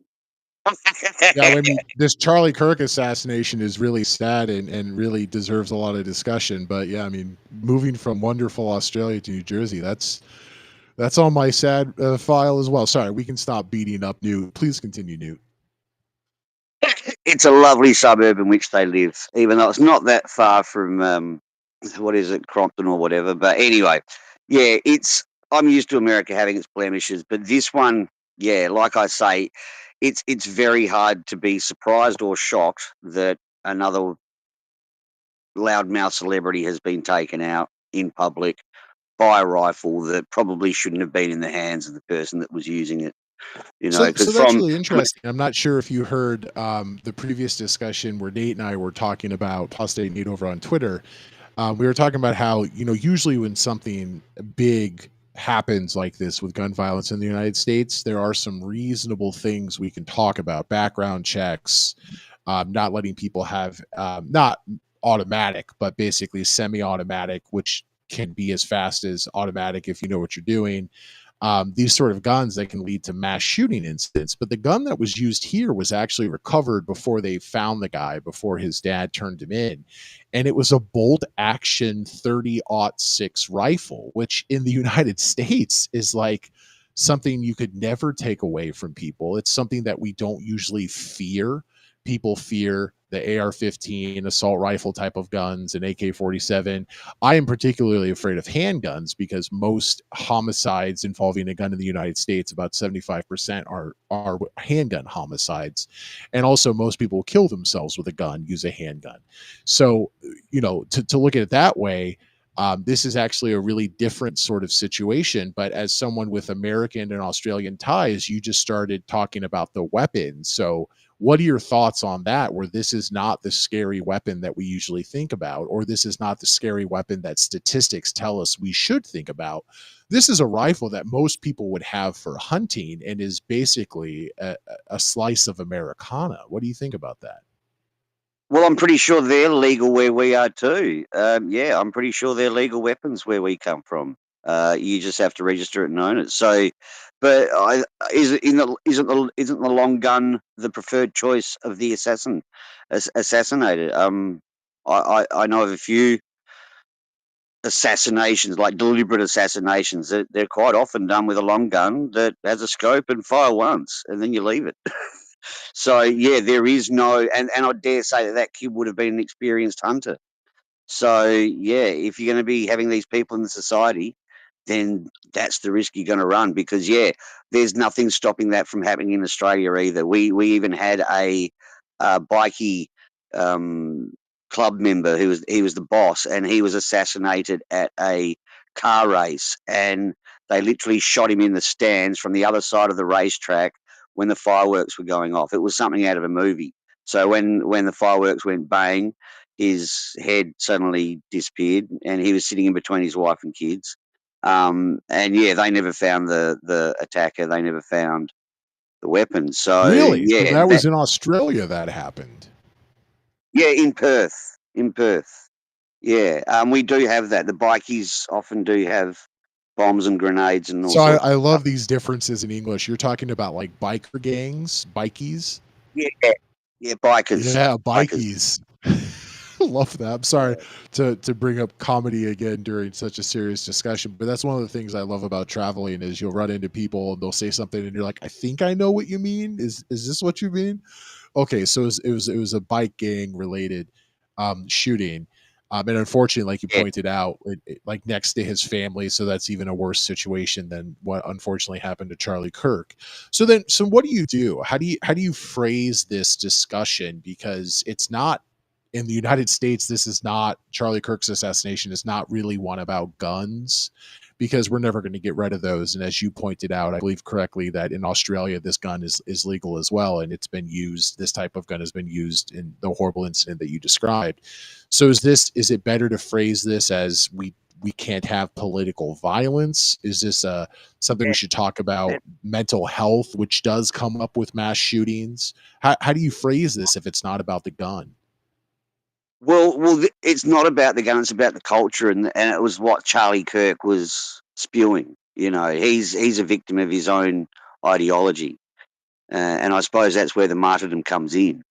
And that's the trouble, is that if he was up there spreading peace and love rather than hate and division, would he still be Well, alive? hey, I And gotta tell you, man. Speaking of peace and love, that's what I think of Ringo Starr saying. But John Lennon was a peace and love guy, and he was shot and killed in New York City, I believe. yeah, he was, and this is it. Same as Jodie Foster. I mean, Jodie Foster was stalked by some fucking weirdos, and I think there is the stalker mode. Oh yeah, I don't that think was this guy from. Was it Taxi Driver? Was that someone's because of that? Yeah. Her role in Taxi Driver, right? When she was really young. She was still a kid, yeah. And yeah, he got arrested in her garden, I think, loaded to the teeth with guns. And the guy that shot the president, that was to please some female. So yeah, that's always going to happen. But I don't think this is the case. I think this guy, it will turn out that he wanted to shoot him because of what he said. Yeah, if I'm remembering correctly from this ABC News article that I have, and I know you're on Twitter, this ABC News article that I'm sharing over on my Twitch and Rumble stream, they found some shell casings that were unfired when they found the gun, and they had, probably with a knife or something, they had some phrases etched into them, and one called Charlie Kirk a fascist. So yeah, I mean, it seems like, without having all the information, and so I say seems like, I don't want to jump to conclusions here, but with the limited information we have, it seems like this was because he didn't like Charlie Kirk because of what he was saying. Yeah, but I'll hand over to Power. I'll end it there. Thanks, Moose. Hey, look at that classy Australian guy with American ties in Jersey, handing it over to other people. If it's really quick. Yeah. Power. If you can just wait a second, and I realize that's a really strong request because you've been waiting a really long time. But I did see Ron's hand was up, and Ron is a dear friend of the show, and he's a supporter of mine over on Patreon. Did you have something you wanted to add really quickly, Ron? I did want to add that, despite if the Taylor gentleman was on the right side of was a conservative Republican, they, because of this guy being so identified with the conservative establishment, the left is worried about that side taking aim at somebody on our side, for instance, like AOC, which would, for the liberals, would be I'd be very sad about. I'm sad about Charlie. I mean, I'm sorry. I'm sad about anyone that contributes to this. Like I said, as Robert Kennedy once said, the mindless. Yeah, but I get the point you're making. It hurts a little bit more when it's one of your team. Right. That's I hate to be so biased, but I am. That's all. Thank you. Yeah, thank you, Ron. Really good point to make. Power, really appreciate you waiting patiently. What's on your mind? What do you want to say about the Charlie Kirk assassination? Yeah, so thank you for letting me talk. So here's what came out about those etchings on his ammunition. You could say that it sounds at first like fascist refers to him being a Democrat or liberal, thinking that, Trump's a fascist. What it is I don't know if you know about the Groypers. They're basically what was that? I'm not familiar with that term. You'll have to explain it. So the Groypers are these people who follow a guy named Nick Fuentes, and he's basically more far right than Trump. And Fuentes used to support Trump. He kind of turned on Trump when he refused to release the Epstein files, and they have a personal grudge against Charlie Kirk because of the fact that he seemed too centrist, and he was basically not racist enough, I guess would be the best way to call it. And I was just looking up with these markings that are on the ammunition, and Yeah, or really here's an quick, let me example of just one. read those from ABC News. Yeah, Of the so 3 one of them said, unfired casings, one read, yeah, "Hey fascist, catch," and then some arrows.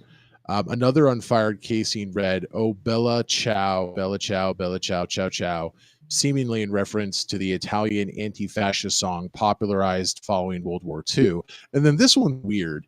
The other unfired casing read, I'm not making this up. mhm. You don't have to. "If you read this, you are gay.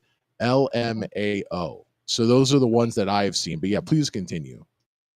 Yeah, no, thanks for pointing that out. And those are all true. There's also another one. It's called Notices Bulges OWO. Did you say that one? Um, I so don't see here's the that situation. one here, but okay, maybe there's Okay, more. yeah, that's another one that I looked up. So to understand all this, you have to understand what goes on the website called 4chan.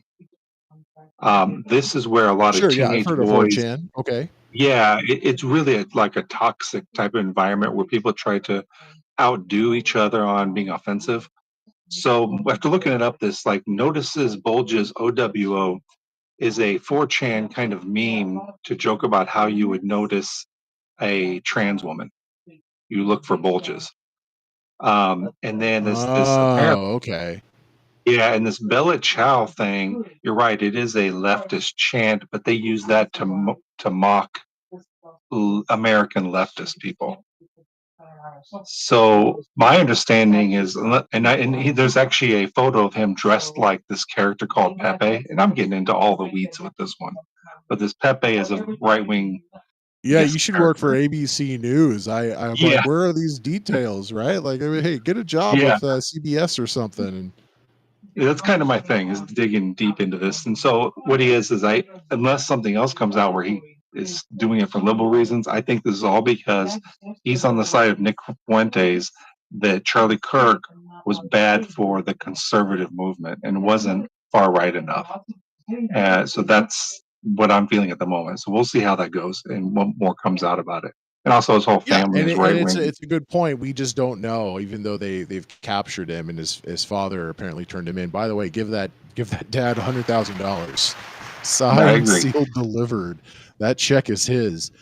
Yep. So yeah, we can't tell. All of this is hypothetical. But I guess my question for you is whether or not he's liberal and he committed this atrocious act for those reasons, or because he committed the act because, oddly enough, he thought Charlie Kirk was not Republican enough, not conservative enough. If we just push that aside for a moment, what are your thoughts on guns or just violence related to speech, mental health, anything else? Because we, like you correctly pointed out, we don't know. So if we just like take that out of the algebra for now, we cross Right. multiply.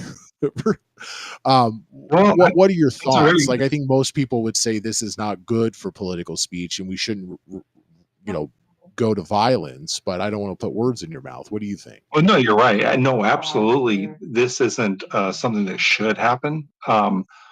My big take on it is if you have a big enough platform and you are spreading messages that make people angry, there are people out there that will get triggered by your rhetoric, I guess. But my view on it is that we it was like, kind of like what News said, where we have a problem in the U.S. where there are too many guns and it's too easy to get a gun. So this gun, like you mentioned, this gun is just a hunting rifle. You could literally buy it anywhere, This and is you a can gun buy that everybody who's listening right now, your neighbor somewhere close to you probably has. I mean, this is like exactly. Like the I don't have American one, but gun. my dad had one, and I don't know. Everybody I know who was a hunter probably had one. And so it's not hard to find. And it's not hard to find at a gun show. You just go to a gun show, you pick one up. And I think so. The issue with this violence is until we change our attitude toward violence, which I don't know how we're going to do that, we're really just going to have a lot of violence. Because we have I think there's like 300 million guns in the U.S. and we have a gun culture where people just love Yeah, guns. I'm not sure on the numbers, but there are more guns It's in a lot. America than people. So there's a lot.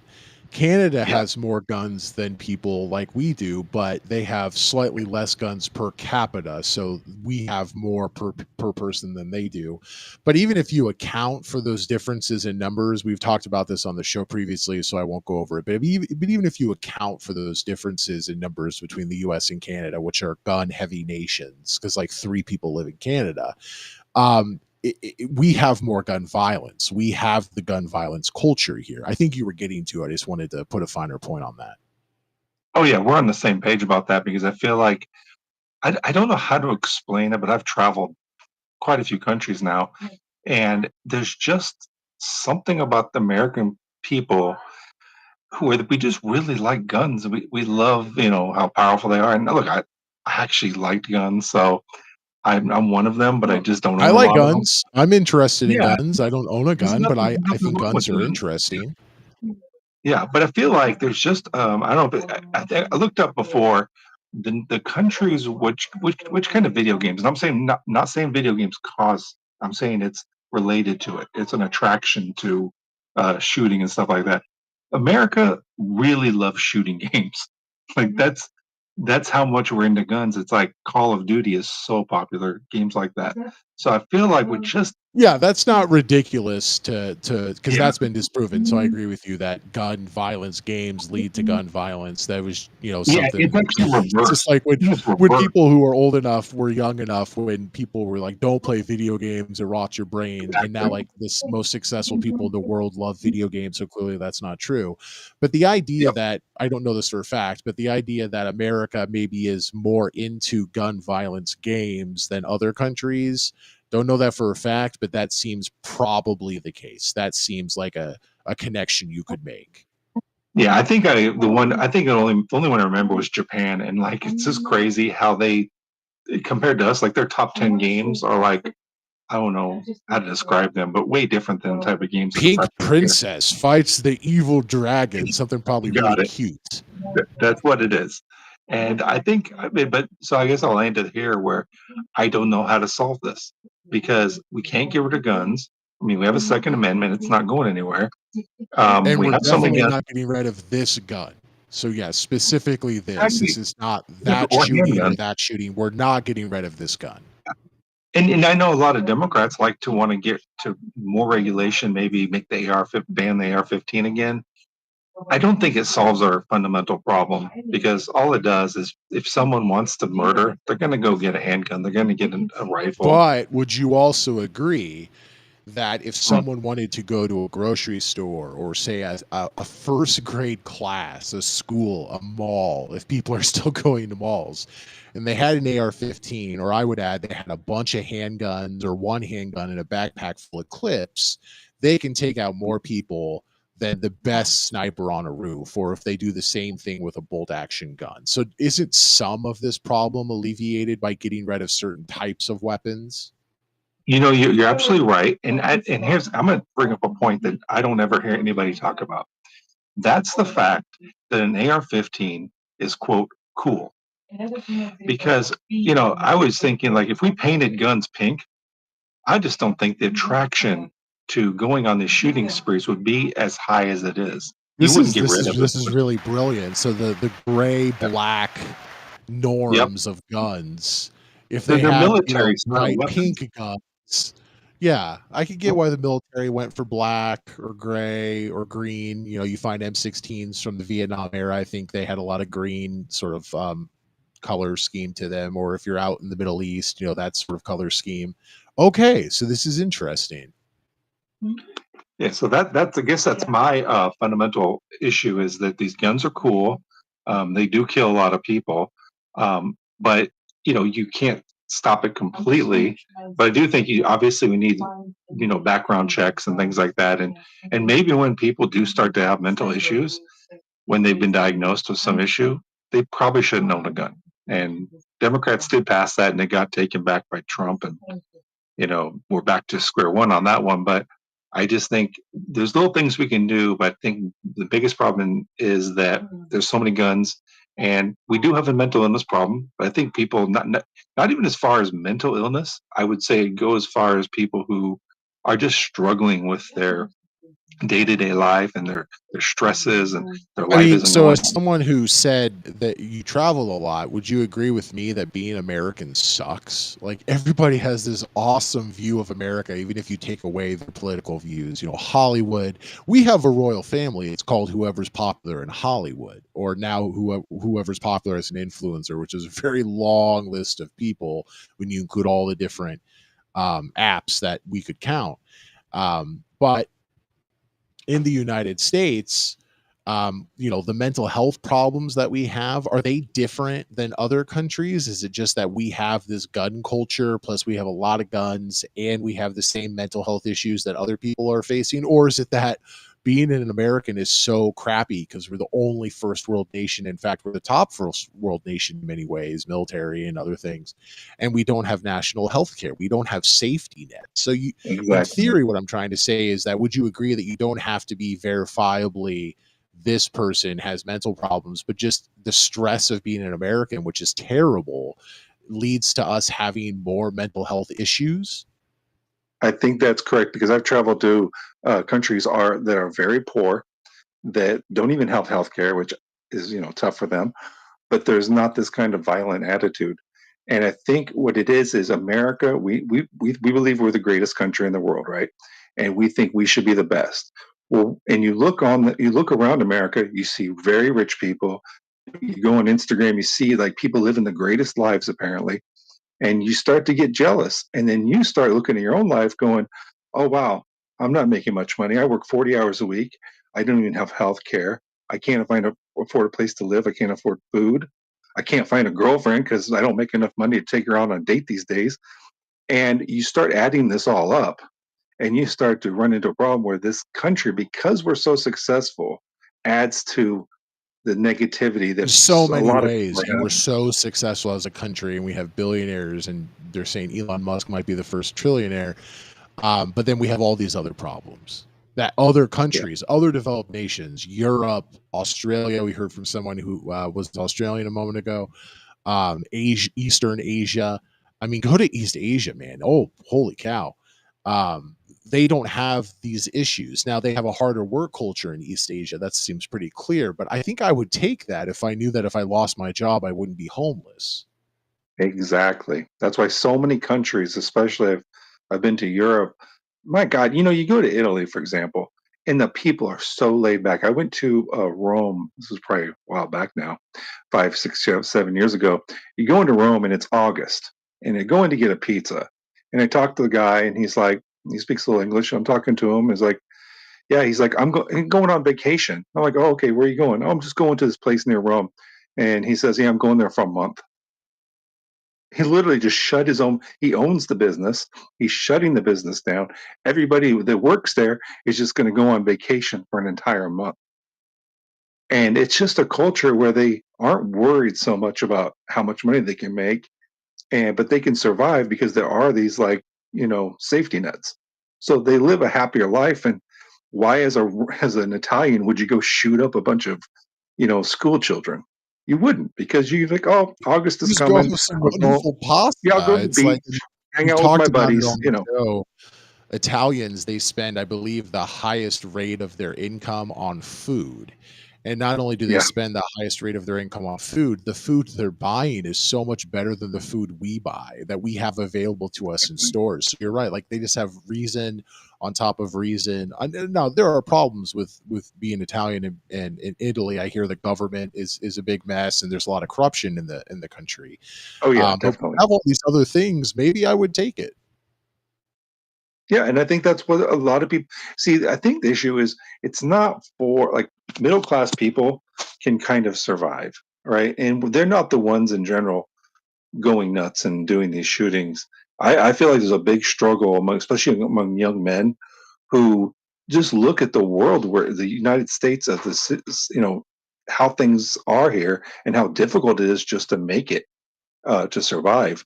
And that creates a lot of anger. And I think that's what you see going on with a lot of these people. And then it gets worse when you go into a website like 4chan and there are people there or people pretending to people or bots pretending to be people who are encouraging your views to get disaffected. And you do that long enough to a person, especially you can bring the guns You into do it. that long Yeah. enough to a person who doesn't have all these nice things like we were talking about. I think, Exactly. yeah, the point you're trying to make and the point I would agree with generally without pointing to any data, that when you have all these horrible things in your life, and if you're educated and have traveled, you know they're horrible things. That's the problem with the United States, is that I think most people don't realize how bad it is here, Right. because they're in a situation where they probably can't go out and do things. Or like when I was young and growing up, I was like, "Oh, America's the best. Why would I ever want to go other places?" And clearly, that's changed in my mind through the experiences I've had. So it's this self-repeating cycle of everything sucks. A lot of people don't know that it sucks. And if you know that it sucks, maybe it's even worse because you know the grass is greener on the other side in so many ways. So it's not like Italians don't have the internet. It's not like they can't have access to 4chan. But when you put all this stuff together in the United States, we have this situation we find ourselves in. Exactly. I agree completely on that. I don't know, if we don't solve issues that are causing people to feel this way and feel left out of society, then these kids they're not going to go away. There's going to be kids like this every day. They're becoming teenagers every day, getting involved in this dark world of 4chan and associated sites that is just really turning people into, I don't know, angry people willing to commit violence. And anyway, I'll end it there. I got to take off, but thank you for the space. Yeah, thank you so much, Power. It was really great to have you on the show. I hope you can join us again in the future. I'd love to hear more of your comments on this or other related topics. Thank you so much.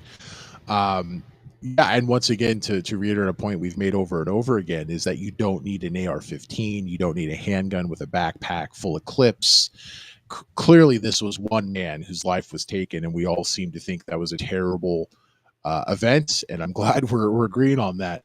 But this is unfortunately very possible in the United States, and as we heard, also in Australia. But when you live in Australia, maybe you're a little less likely to do this. I want to thank Ron. He's been waiting very patiently. His hand has been up. I just wanted to finish with Power. But Ron, you have a point you want to add? Sure, I just wanted to say how much I enjoyed powerful your words and thoughts and what you I thought that was great. I thought it was poignant and about the happiness that we lack in this country. I am someone that feel like I've been born in the wrong country. This country is no longer. You have to have money to. It's like you said, Lee, so many times. You have to have money to enjoy living here. Um, Also, what we besides Charlie Kirk isn't one of these, but Luigi, when he is that was his name Luigi that killed the Luigi CEO. Mangione killed the United Healthcare CEO at like 5 or 4:30 in the morning in New York City. Right, and then this guy who killed the girl in New York, who was like the president or something of like the biggest rental company in the country. I think they're related, and I think I've been wondering how long are we the lower middle class or the people that this economy doesn't work for anymore. When are they gonna wake up and do something? And I think these are the stirrings of that. Unfortunately, I don't believe in violence, but what you're seeing people being fed up with economy that doesn't work for them, but also having to not only work their own jobs, but maybe work two side hustle jobs, which they dress up as like being a great opportunity for anyone to make some extra money. But if we still had the safeguards or the benefits that we used to with companies and the promise of being able to have a That's a really pension. good point. If you measured side hustle income in the United States versus every other industrialized nation, I don't know for a fact, but I assume we do a little bit more hustling to the side.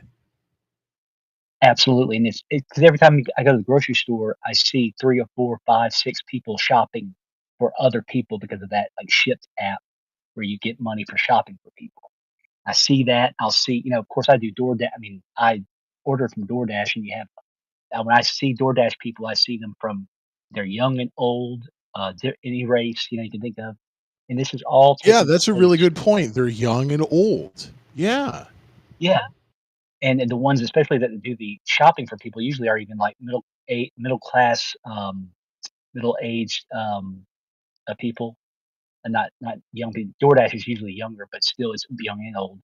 But the fact is that this side That's hustle money, great. Yeah, young people don't want to which do groceries. Like, give me the burger, I'll bring it to right. Ron. But I'm not going to go walking through the grocery No, I'm store. not gonna I'm a go. little too young Oh, for I hate that sort of patience. right. You have to have the wisdom and the patience of an older person. But the thing is, oh, it just got about. But anyway, these side hustles are taking away time from people spending time with their families, or unless they're kids. Let's do DoorDash.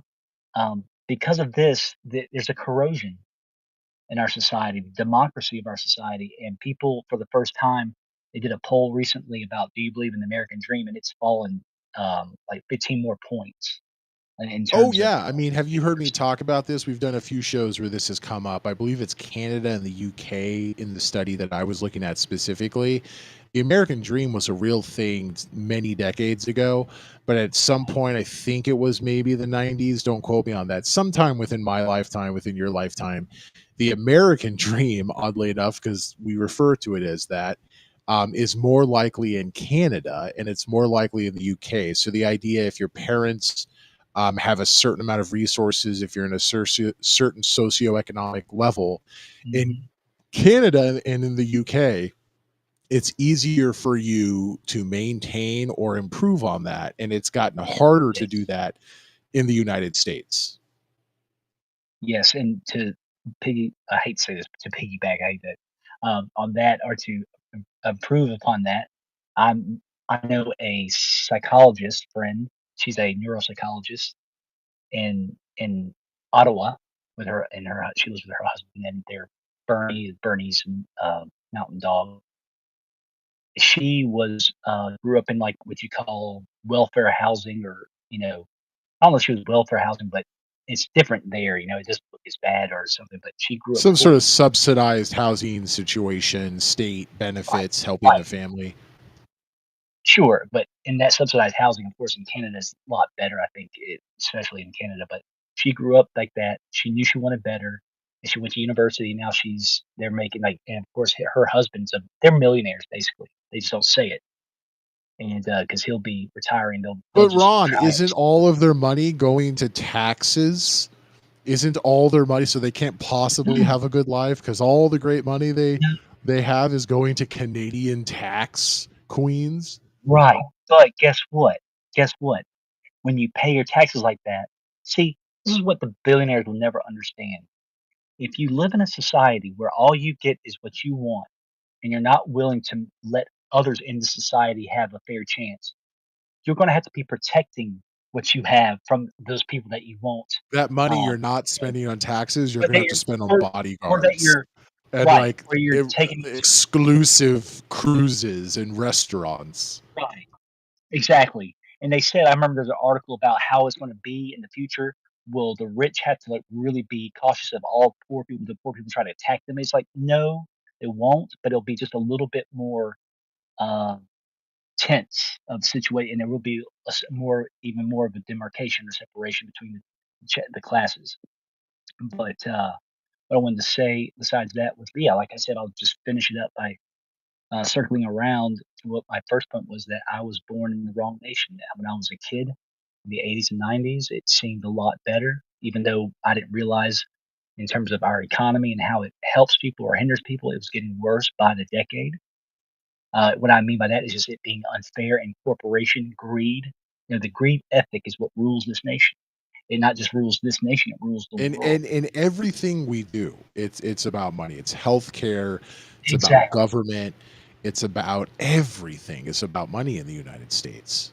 Oh, and not just that, but people, compare each other. How much do you make a year? And they'll actually talk bad about people that don't make a certain amount. I know this from people locally. I live in Trump country, upper middle. There's upper middle class enclaves around here in Augusta, and they will just shame you if you don't make a certain amount. And they think that money's just like a lot of Americans, like it's everything. When in fact, if you live long enough and you go down a certain path, not to say you have to give up things or not make a lot of money, but you just learn that money is just a tool for opportunity instead of it being a symbol of what your status is and how much you can be a jerk to other people. I don't subscribe to it, and it's sad to me. someone would say, well, that's just the musings of someone who doesn't have a lot of money. No, it's not. I would have the same opinion if I did have the money. Yeah, Ron, why don't you just make more money and feel a little better? And have that. But I promise you, if I did was in that league, I would not. I would not. I would not depart from what I'm speaking of right now and my personality right now and how I feel and um, I just I'd like to move to either Canada or the Netherlands or something like that. Especially it. That's where it's at these days. If I can offer a choice, Ron, I wanted to come back to this. You said you were born in the wrong country. Yeah. Have you considered Ireland?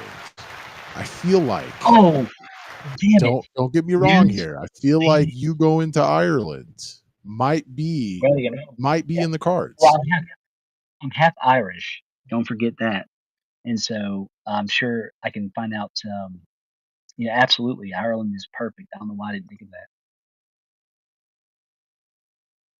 Once again, I bring this up because Ron has a substantial following over on Twitter, where we're hearing him speak. I'm live on Twitter and I'm live on stereo.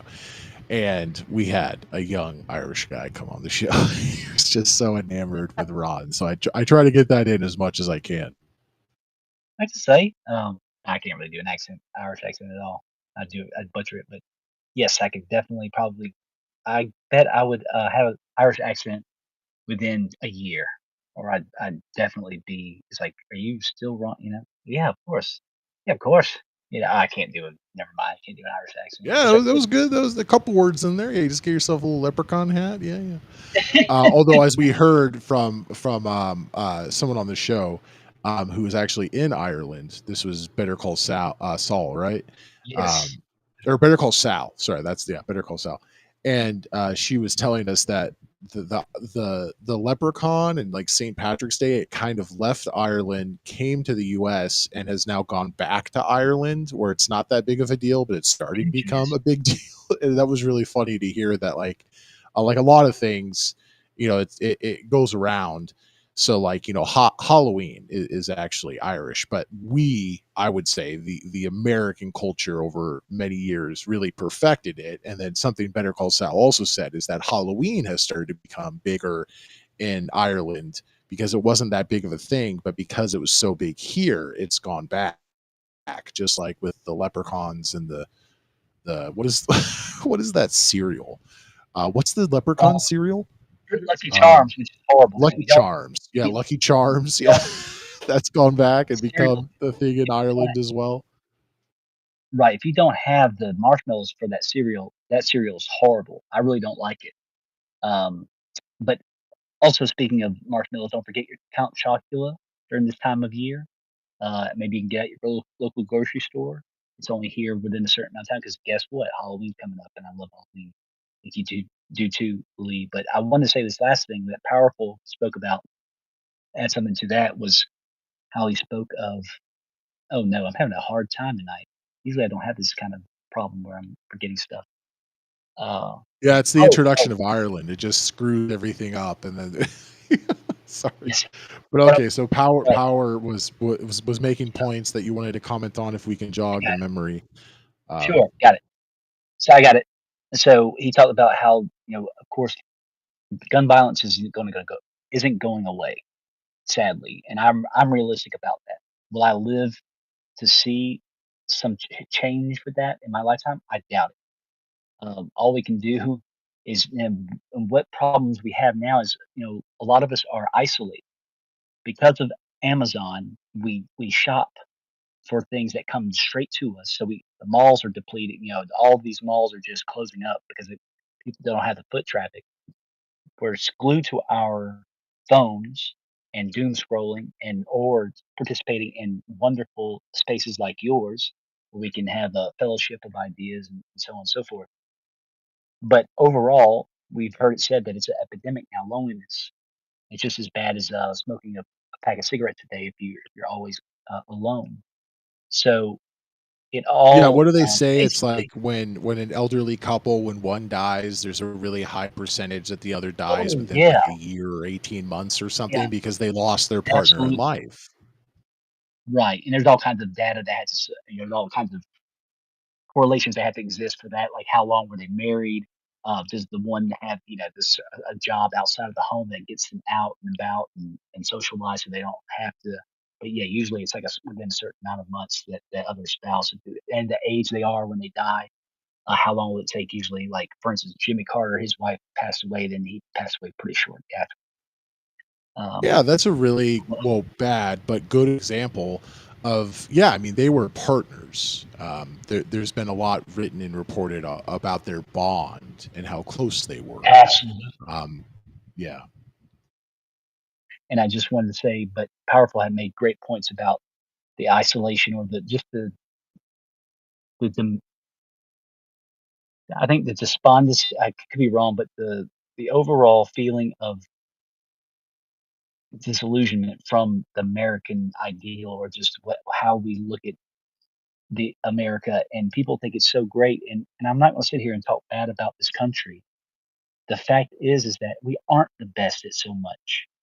That there are so many things that we could do to improve. And one of the things that's so scary or sad to see right now in our country is how people treat each other. I don't know if COVID has anything to do with it. I think it's political maybe, but it's just I'm appalled at how impatient we are with one another and how we judge. There's so much judging, judgmental attitudes about so many things, and we aren't given. I mean, I say, Canada, if you want me, take me, take me. Just I would love that.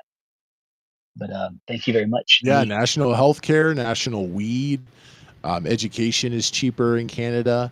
Um, Even at the university level, and Canada has some strong universities. I think the United States has the best university system hands down around the world, but it doesn't mean there aren't other good universities. And especially when you think about the way that Canadians, the majority of them live within like 150 miles or something like that of the United States. So there's some desolate parts of Canada, don't get me wrong, but if you're around a major metropolitan area, there are cheaper and good universities that you can have access to as a Canadian. If you go there as an American, I'm sure they charge you an arm and a leg. I understand that. But as a Canadian, I mean, it's just everything that's rolled into that package.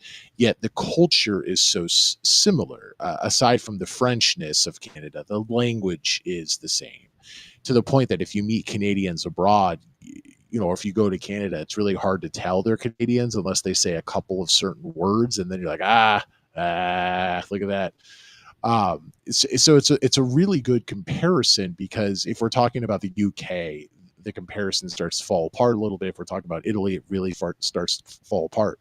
But just to look to Canada or to look to Australia or something and see how different and how much better it is for the average person, as you're pointing out, Ron, the problem with taxes in the United States is that for some reason, I'm sure we could point to what exactly it is or what many things it is. We have this idea that taxes are wrong, but while I can understand the idea of you don't want to pay taxes, I don't want to pay taxes. The countries where you pay more taxes regularly and spend less on their military, the quality of life is so high. And that's not something Yes. that usually is included in the tax discussion in the United States for whatever reason or reasons. Did I ever tell you about the time, like, back in the 80s, like late 80s or early 90s, a lot of films were they were filmed in Canada because of tax loopholes. I live in Georgia where that Oh actually yeah, like a Atlanta. bunch of movies and like TV shows and Right. like Nickelodeon stuff. It was like all filmed in Canada. Right. Now, I live in Georgia now, and Atlanta is like the second Hollywood because of all the tax loops that the state gives. But back then, it was you go to Canada, right? And I remember watching a movie, and it was supposed to be in the U.S., but it was an a Canadian city. I don't know which one it was, but I was watching it. I didn't know this at the time, but I'm watching the movie. I watched it a couple times because it's one of my favorites, and I thought it seems American, but there's something off about this. You like And they showed pause us. pause the playback and you zoom in and everyone at the restaurant is eating poutine and you're like, That's there's it. a big That's Maple it. Leafs Oh my poster on god. the wall. You're like, Yes. Yeah. Isolate audio, and there's suddenly French-speaking people from Quebec. Um, but what I was seeing was I was seeing the lack of fear of the populace, I think. Ever, from the time you're a kid, like we had, like there's always a baseline fear in this country of something that could go wrong at any time, meaning violence with guns or whatever. I mean, I was born in 81, so this was in the early 80s when I was playing in my backyard with a fence. I felt that sense of trepidation or like the outside world means me harm. And that's something that Stranger that danger. came, Yeah. yeah, Stranger danger. it came across, and it came across those movies that offered a slice of Canada in the guise of it being American City. There was something inherently less frightening about that populace. They seemed to be more connected to each other in a way that was safer. Um, but yeah, it's amazing to me what we Really quickly, yeah, before you move on, because I want to add something. I went to Canada when I was a lot younger. I went with some friends, and it was the first time I'd been to Canada. I was very young, and it may have been the first time I was out of the country. I can't recall exactly. And we were driving around a neighborhood, and people were like walking around, like there were just people like all over the place. And then we would see people go up to their door, and they would just open the door and walk in. So the door was unlocked. And then we went to a bar. Yeah, so I must have been under 21 because we were going to Canada and we were drinking. And at the bar, they had the local news, and the news was just like reporting what was going on in the community. And it took a little bit of time for me to be like you watching that movie, and you're like, it seems like America, but something's off. And then eventually I just realized like people were out and about. I saw multiple people go into their home without like pulling out keys, and right. the news at the bar was just like basically like a show talking about what was going on in the community. And then eventually it hit me, and I'm just like, oh no, this is actually a lot more different than I realized. It is, and I just but have you talked about 9/11 yet, or is it just still the Charlie Kirk assassination? We have not hit 9/11. If you want to introduce the 9/11 topic, 9/11 was Sure. yesterday.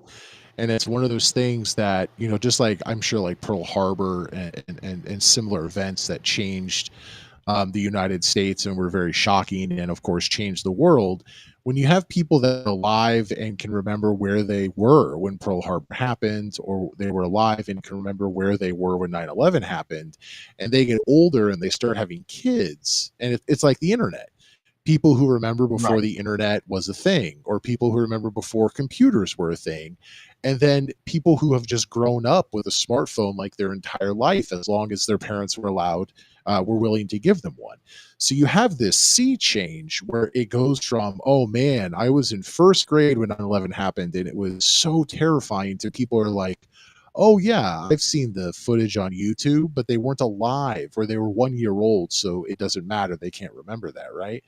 And I Exactly. unfortunately, I think 9/11 has become a prime example of that, because I remember when 9/11 came around, it was a big deal. And I personally paid attention to like the live reading of the names or some sort of dedication, but before the Freedom Tower was built, so you just had this hole where the towers used to be. And now you have people who don't have those memories because they're younger. And so now the way we view 9/11 and the way we talk about 9/11 is still influenced by how we experienced it or did experience it. But so many people didn't experience it, that the way that we not celebrate, the way that we commemorate and remember 9/11 has really become yesterday's news. Absolutely. And I just wanted to say that with 9/11, I was just talking the other day with someone about how I like Dick Cheney, because Cheney, or I think it was under his authority, maybe just the president, that we introduced a little bit of torture to those black sites, CIA black sites. And even though I think we're a country that should never in, in, endorse uh, torture, but the torture we did was enough to where, guess what? We didn't have another 9. And if you lived through that day, you didn't want another one of those days in your life Yeah, again. what is it? Dennis Miller. he used to just be like a kind of like a B-level comedian. And then I think he has some sort of quote where he's like, 9/11 broke me, it changed me. It Exactly. really affected him. And then I believe he like became a political conservative commentator. And so who's to say that if people were alive during 9/11 who weren't born or were so young that they can't remember it, if they had been older, that it might have also changed them. So that's another effect. Thanks for bringing that up, Ron. Not only do people have different memories of 9/11 now because it happened after a time they were aware of what was going on, they don't have the change. They don't have that necessarily same fear of this can never happen again. They probably are like, yeah, this can never happen again, but it's not the same feeling. It's not that same pressure that other people will have to their dying day. And the point you were making about torture and stuff is tied into that because you lived through it as opposed to a child who only learned about it. Exactly, and they can. It's just a cerebral uh, activity for them to say, "Well, we shouldn't endorse or uh, torture." But for me, that little waterboarding they did to whoever they needed to, 167 times perhaps, allowed us to get all the intelligence to withstand any more attacks on our nation for this length of time. I don't know if there's probably not doing it anymore. I don't know, but those terrorists is another ball game where these men, these people, it could be women too, of course, that hate us so much that they'll never get over that hate, no matter how long you house them or detain them. They're always going to want to blow us up. But besides that, that day, like you said with Dennis Miller, what he said, it changed him. It changed me. There's before 9/11, there's an after 9/11 law. Even though I was far away from New York and um, Pentagon, but that day and to this day, the most the thing I can't I look at it in respect, not because I'm engaging in a morbid curiosity, but because it's so horrifying. Because whenever I'm going through a hard time, I always look at those pictures or videos just to remind myself that it's not that bad. And that's the people at the top of the World Trade Center that are hanging out of windows. That to me was just, it was too much. And I had to honor what they went through by looking at it sometimes and reminding myself that I'm not going through that bad of a experience. I can live through this, or at least try to best I can. And I'm not stuck in a building that's um, trying it's going to be the end of my life. But 9/11, I always have a lot of, I think about people that lost their lives, the ones that were on United 93 that tried to take back the plane. They're heroes. It was just a rough day, and it's always something I take a chance to, because I like watching the documentaries about that day, even when it's not 9/11. But just remember, next year will be the 25th anniversary. And I think maybe it'll be more Oh, so more yeah, there'll probably focused be on more the coverage. Yeah, those big 25s, 10, 20, 25, 50. Yeah, maybe that'll bring it back a little bit. It'll depend on the news. I totally think now that you mention it, 9/11 might have been a bigger story yesterday had it not been for Charlie Kirk that really took over everything. That's right. And of course, That's there's a right. bunch of other news as well. But that really did steal the thunder a bit of 9/11, but I think we both agree that 9/11 has become something that we just don't recognize as much, so it wouldn't have been high probably no matter what.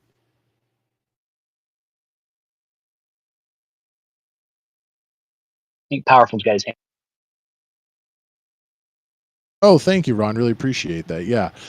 So we're live over on stereo. You can leave voice messages. You can also vote in the stereo poll. Our original topic was the Charlie Kirk assassination. So my stereo poll is conservatives are the target, and I was limited by the amount of text I could fit. So I'm just saying, like, this is a real thing. Conservatives are being targeted versus the other one. Charlie Kirk was specific. So this had more to do with him and his views and shouldn't be drawn out more to include what happened to President Trump or this, that, or the other. I err on the side of that. I think conservatives are being targeted as of late. I don't know that that's a huge revelation or has a lot of significance, but that's what I think. It's actually about 50-50 right now over on stereo. So feel free to leave us some more voice messages. But Power, you are joining us as a speaker. Feel free to throw back in, and everybody else over on Twitter Spaces. If you are a speaker currently, raise your hand if you have something to say, and if you have something to say over on Twitter, request to speak. Someone tweeted out, it's EDIW, death tax on all guns and ammo, put the money toward reparations to victims and pay for mental health care. I'd love to hear more about that if you want to request to speak. But yes, back to Power. Yeah, I had a comment on what was Ron just talking about. I just missed it. We went I had from a comment. Charlie Kirk and we started talking more about 9/11, but it was a very similar theme. Oh yeah, that And I it just just wanted to kind of make a naturally flowed into 9/11. yeah, it was a 9/11 comment, and this kind of blew my mind. Apparently, I just saw this posted. Somebody had a teacher in their child's school who was born after 9/11. And I think what's happening is that people don't even, they're growing up now, and it's going to be like how I was in the 80s when I heard about Pearl Harbor. It was like, that's horrible, but it's honestly seemed like ancient history. That was like 40 years ago, which is kind of wild to think about Yeah, you today. probably heard about Pearl Harbor on a VHS tape that was in a Sony VCR, and you're like, "Oh, Japan's Exactly. fine." Yeah, they would talk about it every December 7th, but there was like, I was like, okay, that's horrible. But then again, the whole World War II was horrible. So I think it didn't really stick to me as probably it did to people who were older and kind of lived through it. And I think that's what's happening with 9/11, which is like, wow, horrible. But to people who lived through it, we look at it completely different than the people who are growing up now. Yeah, I still remember 9/11 and just how that changed things. I mean, clearly we went back to normal, just like COVID changed things, and we went back to normal. But I have distinct memories, despite being very young, of 9/11, and yeah, you just can't duplicate that. So it'll just become like you mentioned, and I mentioned, and Ron and I were talking about Pearl Harbor or this, that, probably the Vietnam War is probably that for people who are alive during Vietnam and remember protests and remember the lists of soldiers being killed versus reading about it or learning about it, however which way later on. It just changes your perspective, and you can't be affected by it in the same way. You can't be broken. It can't change you like it did to Dennis Miller if you weren't alive and aware of what was going on. And then you have people who were in New York when it happened. I was not. So, like, I can only imagine how that affects you. So, you have different zones of influence. The people who literally were there, maybe people who knew, people who died, people who watched it on TV like I did, people who were just alive and present and aware at that time versus they learned it later. Well, there's one more thing is that it just there's a sense of anger that people felt at that time of like we were attacked and nobody. I think it's just impossible. Honestly, it's impossible for anybody younger who didn't live through it to understand the level of hatred and anger that people felt. And that was something that lasted for years, probably until around 2008 when people realized that the way we dealt with our anger didn't really turn out too well for the United States. But yeah, it really affected a lot of people. And I think I've been having a theory that people who experience that, I especially notice around people that are my age, Gen X, who went from what I thought, because this happened when I was in college, they went from just normal kids having fun. We had, we did, politics weren't even really a part of our life, to people who throughout after 9/11, they went further and further to the right. And now probably a lot of them are Republicans. Yeah, absolutely. Yeah. Without pointing to data and stuff, all of this is very believable, understandable, and I'm sure we all have personal anecdotes to back this up. So, what we're going to do now is we have John who's waiting. Stay with us, John. We'll get to you in a moment. Ron, you're one of my supporters over on Patreon, so I want to hear from you. What did you want to add? Oh, I loved what Powerful just said and talking about how the the demarcation or the before and after 9/11 for me, I was 19 in college, and the night before, it was such a contrast. The night before the 9/11. So it was September 10th from like maybe 9 to like 9/10. Yeah, the math is easy. 9/10, and I remember talking to my friend Tristan about a new song called "Superman." It's Not Easy by Five for Fighting. And he said, I like that song. We both were starting to play it. He'd been playing guitar for about 2.5 years. I've been playing for about a year. And I remember telling him about that. But we as friends, not just it was a bunch of us, and it wasn't just the guys; it was girls too. And we all went on the golf course that night, and we drank some liquor, and people were just like playing guitar or just having a good time. But it was so odd because we never had that many people together in that one place like that where it was both genders and so many people. And then to contrast that night, it was like the last night of our youth, basically, our care for, or I just picture emotion. Ron with beautiful flowing locks. He's on the acoustic guitar. Every rose has its thorn. Well, And you know what I found you out? lock eyes with a co-ed at the mixed gender party, and you're like, everything's fine. And then that's 9/10, Right. and then 9/11. Right. Well, what I find though is like a lot of men that eventually suffer from baldness or go bald, or they usually at one point when they were younger they had very long, as if they knew it would come one day when the hair fairy was going to take it all away from them or something.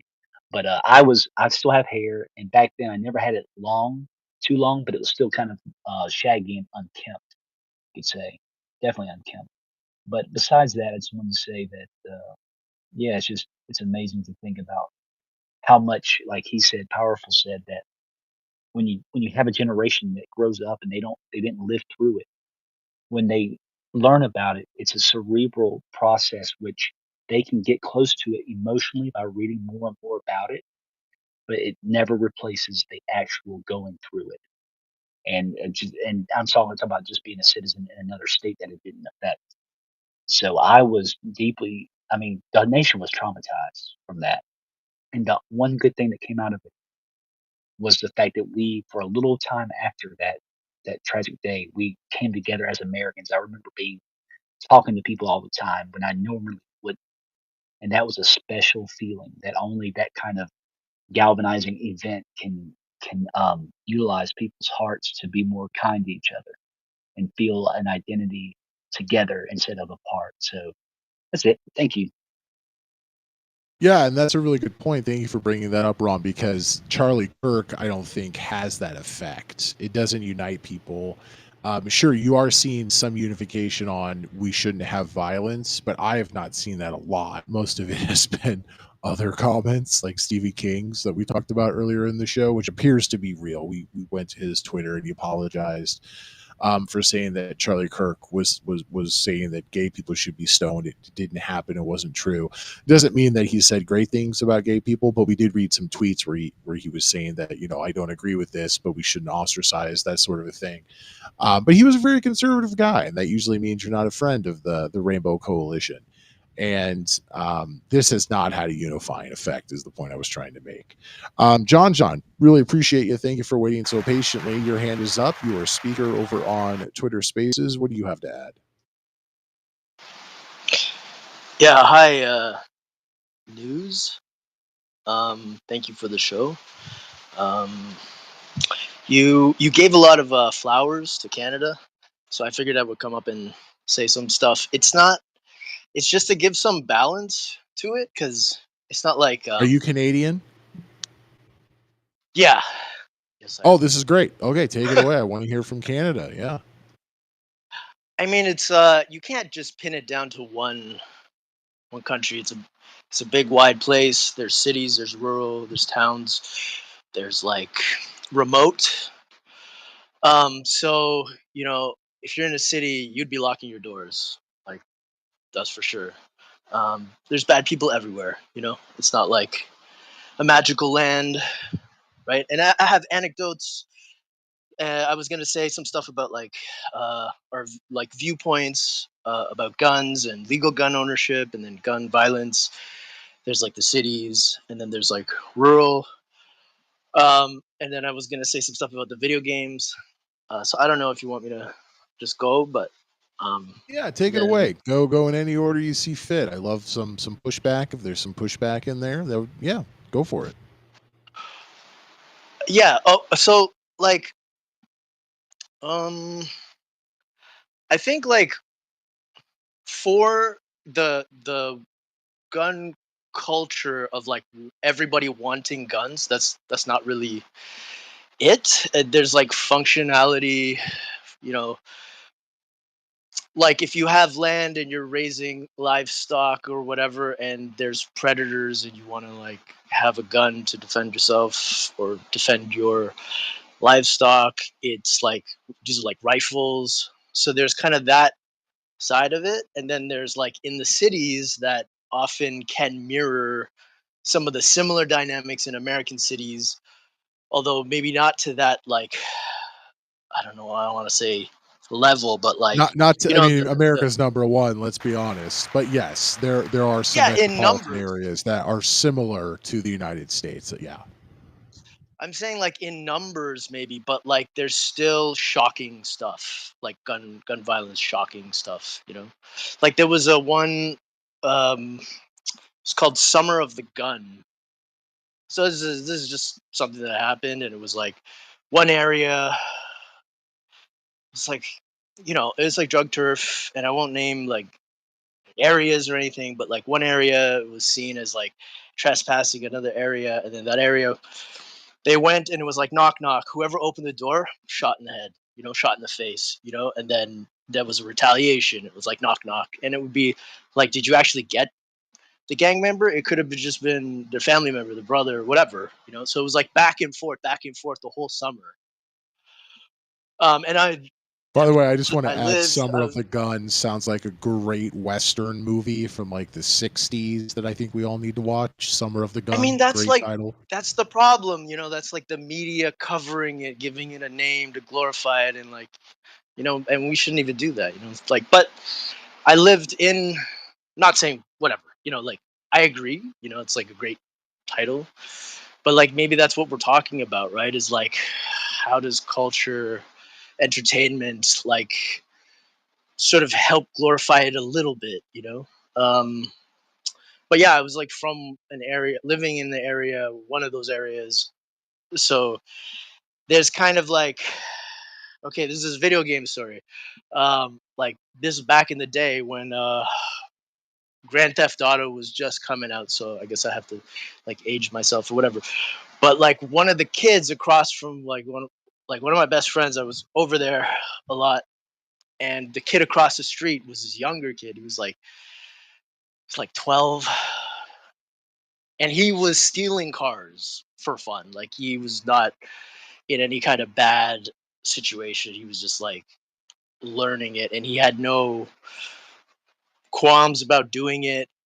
He would like know every model and how to jam the key in and which ones, and he wanted to show us this video game, which is Grand Theft Auto, and I didn't want to play it. I didn't want to touch it because I didn't know what the eventual science would show. I was like, there was a discussion about like, does this have an influence on you? So I just had this random anecdote of this kid who was actually stealing cars, liked it, and loved this video game. And so I didn't even want to touch it, And I find that me personally, I like playing games where I actually like to do the stuff. I love Tony Hawk, Pro Skater, I like Street Fighter. I still play Third Strike. So like the hand to hand stuff, but I think it was just a fluke. This is like a freak accident, but maybe there's some level in there of like, in a given population with enough people, there's going to be a person who this is like their fantasy and they're getting their fix through a video game. And then that fix, it doesn't work anymore. And they got to like level up. And then there's a point where they like, they're so engaged in it as a concept that they step into the reality of it, and they don't have the ethics or the morality or the empathy or whatever you want to call it, like Yeah, they're self-reflection to predisposed for stop. whatever reason. So while the data Yeah, does show that violent video games does not equal violence, if you have a fantasy or however it needs to be described, I think it's perfectly reasonable to assume that the effect of video games is not zero. It's higher than zero. Right, and it is telling that, because I worked in a bit of indie games, and it is telling that the games that have this kind of violence, or it could be cute, like just superpowers shooting things or whatever, but Yeah, that Japanese like game it you were like it's talking about, Pink yeah, Princess Attacks the Dragon. yeah, basically the ones that make the most money have guns. It's like shooters, like they're so popular that sometimes you're into the creative of making a game, and you're doing something else. It's something totally artistic. It's a dance game. It's a musical game, and it's like from the get go, you're not going to make much money, or the investors are scared off because they had bad experiences with these Or at least certainly arty in games. this country or in Canada with a similar culture. Here, it's not going to be your big seller. Yeah.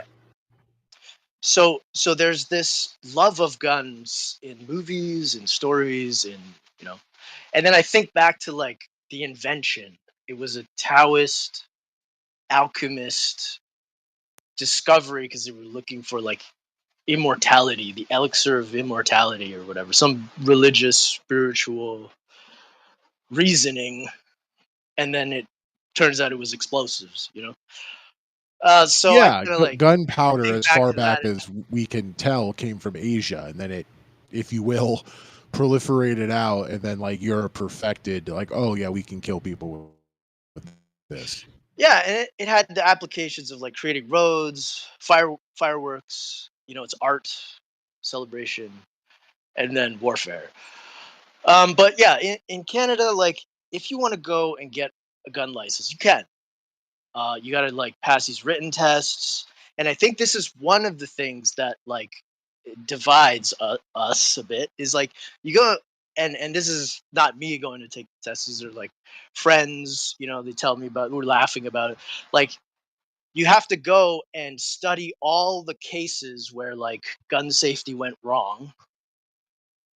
You have to like read them and memorize them and then pass it on a written test. So in a way, it's like telling you all the things that could go wrong, and it's in a way that you go like, yeah, this is probably, I don't need this. It's like, oh, you were at the shooting range and it ricocheted. The other person shooting it ricocheted off the wall and killed them, or their kid accidentally Wow, shot this their this Canadian other. gun license Yeah. test is hilarious. So it's like, so you want to have a gun? Have you thought about the consequences? So you're in your home cleaning the gun, it goes off, and it ricochets upstairs, and your grandma is baking you Right, cookies, hits her in the forehead. Are you sure you want this gun license? Wow, that's pretty good. but in the form of an exam, right? So you got to pass this exam. You got to like know it, and the statistics, and like I think the statistics are the number one cause of gun death is suicide. So then you're also thinking about like, okay, I'm going to buy this thing, and then that moment where I get really depressed, like it's just giving you information. It's just the facts, right? So then you're just like, then if you really really want it, then yeah, you go ahead. Like, but then there's lots of paperwork, and I hear, to keep legal, like legal hunt rifles, it's a lot of, it's like a headache. It's like filling out taxes forms and stuff, whatever. It's like that paperwork, nobody wants to do that. So I do understand how it's like it's made, people will complain, because they have legitimate things they need these for. But anyways, that's just kind of like Just imagine the some. like testing center where people are like leaving, like, so like you're sitting there filling out your paperwork, and like people just like sitting next to you in the desk, they just start like crying and tearing it up, and if you like stand outside the building, they're just all these like really distraught people leaving, and they're like, what was I thinking? But then there's like one or two guys who come out and they're high-fiving each other. It's like, pass the test. Yeah, like it's like driving tests, right? You have to pass a written, then you have to pass a few, whatever. So I don't know. It's I definitely think that the way the world is like kind of going, a lot more people are like looking at it, you know, people that wouldn't normally. So, but if I rewind it back a little bit, like, I think that, okay, we were talking about in that era of where gunpowder was invented, you know, and there's these like philosophies out of those lands, like the art of war, uh, the best defense is a good offense, which I don't agree with, like philosophically. I think it's like you end up taking, it's like a clever saying, but you end up taking a word and flipping it to its opposite meaning, and then it's like nonsensical. So like defense is defense, What offense about is offense. fighting fire with fire? You're not even switching it. You're just, this is the problem, and we're going to solve it with the problem. Yeah, I didn't even think about it. But like I guess just the logical side of like a good defense, you know, the best defense is a good offense means like, you know, someone pushes you, right, and then you can like block it, or you could just like step away and be like, you know, shout, you know, just leave. Like an escape is also a defense, you know, blocking or you know what I mean, like hand to hand, you know, Yeah, I defense love is like defense. America. We have our stand your ground laws. So even if someone doesn't create a threat to you that could end your life, you're still allowed to use lethal force to fight them. In Canada, they probably have the like, "Hey, buddy, just leave" law. Like, you can also just Well, leave. Like, you don't on have to the fight flip back. side, there was a case where someone did defend themselves in their own home, and then I think they're facing some charges. So I'll I'll I'll just say first off, there are, you know, exceptions where it is like the right, it's the only defense, you know. So I won't say it's like never, but I feel like for most things it doesn't mean like this person dies, you know. Like most spats shouldn't lead to that. And I think there was an era where we would just like have a problem and it would just be, you know, the fair one. It's just like one on one, you just settle it, and it's just a little, it's a tussle, it's a fight. It's like it doesn't go very far, you know. It's, yeah, you fight someone and then you're either like friends after or you're like enemies for life. But it's, I don't know if that's what's missing with a lot of like youth. If they're just brainwashed into thinking the only way to defend yourself is like you have to kill the person. So I just think the stakes are way higher when that's like the mentality. And so, you know, flip side from like the art of war, it's like martial arts philosophy, which often you go all the way to the It's top where deflect, you, right? Yeah, well, it's. I always watch movies, and it's like we learn how to fight so that we never use it. Yeah. exactly. That's the meaning. That's like the opposite meaning, right? So, um, one art of war is like battle victory, you know, complete victory, versus martial arts is like self-defense, where you get to the point where you can actually kill the other person, but then you run away in order to save both yourself and them from you. You've saved them from you killing them by leaving. So it's like they're completely opposite ideas, right? So I don't know, just putting that out there for people because I don't So really do know you what I'm saying. think, you were talking about youth, do you think that's changing, if that's maybe a difference between Canada and the United States? Is that changing in Canada? Are you becoming more like us? I don't know because I'm also out of touch. I wouldn't be able to say, but um, who knows? You know, like you mentioned, there's lots of uh, world events, life altering events that you know, we don't know how that's going to affect people. You know, I think people are just trying to like survive and find their purpose, their meaning. And So yeah, it when you just seems talk like about everything's going surviving, down. do you think it's easier to survive in Canada than it is in the United States? That was a big component of some of our discussions you may or may not have heard. But it feels like being an American just blows. It does, yeah. It's not easy surviving, but like I do think it's not as bad. Like clearly, like super clearly, but it's not. It's like tough for everybody right now. Yeah, you're Uh, not Sweden, you're not Finland, so you don't have that level of socialism, but you got a little bit of it. yeah, like I think I would say um for the most part, like I would say it's like there's room for improvement, and talking about the room for improvement is not to say like tear it all down, which some people try to use it that way. So anytime you hear us like critiquing what arguing about what we're doing here, like I feel like it's within the like making it better from where we're at, and not like somehow trying to switch it to something else. But it's Yeah, like it's like political there's parties in problems. most developed countries.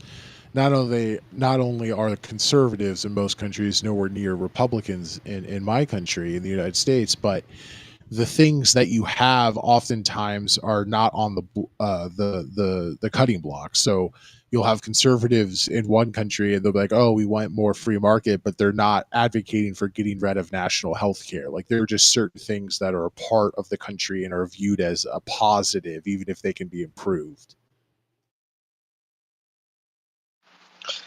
Yeah, like the okay, so the universal healthcare is famously brought in by uh, one of our third parties. So there's like there were up until recently there were five official parties, and then it went back down to four. Um, but the sort of the third party that's not the liberals, not the conservatives, it's called the NDP. And from the history that I know, they they don't use they never get elected to power in the federal level, but at the provincial level they do. So in one of the provinces they tried universal health care, and then it was like so popular that the other provinces like did it as well. So that's kind of like a mixture of what you guys talk about. Like there's like states rights, which is usually like right wing conservative ideas, and then universal healthcare is like kind of left wing, more left. So it's kind of like a mixture, right? Because it's at the provincial level, Yeah, we've and had so Canadians on popular. the show before. They've talked about that there are distinct differences between your different provinces. So, yeah, similarly to the United States, we have Texas and we have Florida, and they drive to the right, and they're usually taking things away. Whatever you think about it, they're usually taking things away. But then California and Washington State and Oregon and Massachusetts, they're usually adding things. And so we have both sides of that spectrum. And so something similar, yeah, I've heard this before in Canada. You guys have some different, things going on in other parts of the country. Oh, but just what I meant was like how the healthcare was brought in was both from a kind of left, from like a more left leaning party, that's our third party. So in a way they'll never be not there because they're famous for sort of being the reason we have it. But it was through the province level. So there's this kind of like healthcare is the domain of the provinces. So it's actually not like, I mean, there are things that the federal government does like set as guidelines, and they send like transfer money, but it's like within the domain of the province to do what it's going to do with the healthcare.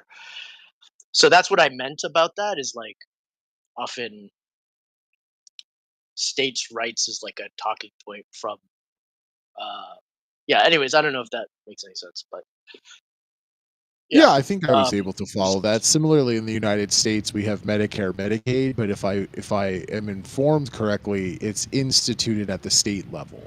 So if you have Medicaid in Texas, it'll be different than Medicaid in Massachusetts. Even though it's a federal program, it's instituted at the state level. So there can be differences, even though the federal government, if you will, sets some standards. And then, like you were talking about, something can start in one state and become such a good idea that it can spread across the country. As you were describing that, it reminded me of under the first Trump presidency, so some time ago. He signed legislation that made cigarette tobacco products 21 and up across the country. And it was really strange that it happened under President Trump. But before that, many municipalities, so cities, states, had done that on their own, but then it was finalized at the federal level by first term President Trump. So you can have it leading up to the federal level through that network of states' rights, but then also you can have the opposite. So in the United States, in the last couple of years, we lost federal protection for abortion access, and now it's gone back to the states. So we have a spectrum in the middle. We have some very far left, and we have some very far right, where basically you don't get abortions in certain states anymore. And it's created all these issues. So, yes, to follow your logic, it made perfect sense. It can go one way, it can go the other way. That's what you have when you have a large country like Canada, like the United States, even though we have way more people than you, when you can have a mix and match and see what works and what doesn't work, what's liked, what's not liked, what's kicked back to the states, or what goes all the way up to the federal government. It becomes the law across the country. yeah, and the last thing I'll say is, even though it's like kind of the simple way to say it, which is like healthcare is free, you're paying for it at the taxation, you know, and taxes are higher, and depending on which province, you could be in the higher end of North America, you know. So you have to factor all that into like how you're managing, you know, money and stuff. But I personally prefer it. But I know that not everybody, you know, people always want like lower taxes, and that's like always a reasoning for why people vote certain ways. But I think that, you know, I think healthcare is something that we don't want to be like, because I've had that happen. Oddly, I had a couple of emergencies in the U.S. and then at the end you're like leaving and it like feels like a bulletproof window. You know, there's a security guard and it feels like you're kind of locked in until you settle something, like however your insurance, whatever you have going on. It's like bizarre, you know, and it doesn't feel it feels strange to me. uh so like, you know, we kind of just want it to be something where it's like you need the treatment and it's it's there for you, you know. Now there's going to be these rare, very rare cases where something's so rare, something's so expensive, but and then it, or everyone needs it, and there's a huge lineup.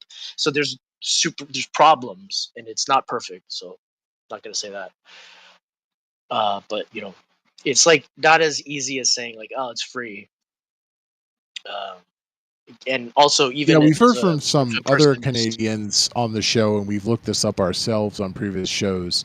That yeah, there are waiting lists. So if you're shot or you get hit by a car, then yeah, they'll take care of you, and it's going to be a much better bill and general situation than what you've described. When you had some issues here in the United States with healthcare, but then also they will have, especially depending on where you live in Canada, because you've correctly pointed out, no disagreement. There's a lot of range from rural to city to major metropolitan area. Then you might have to wait. That's something I've heard from many Canadians.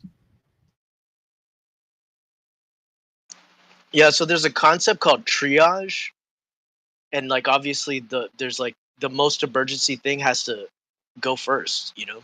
And there's like ways that they have that set up.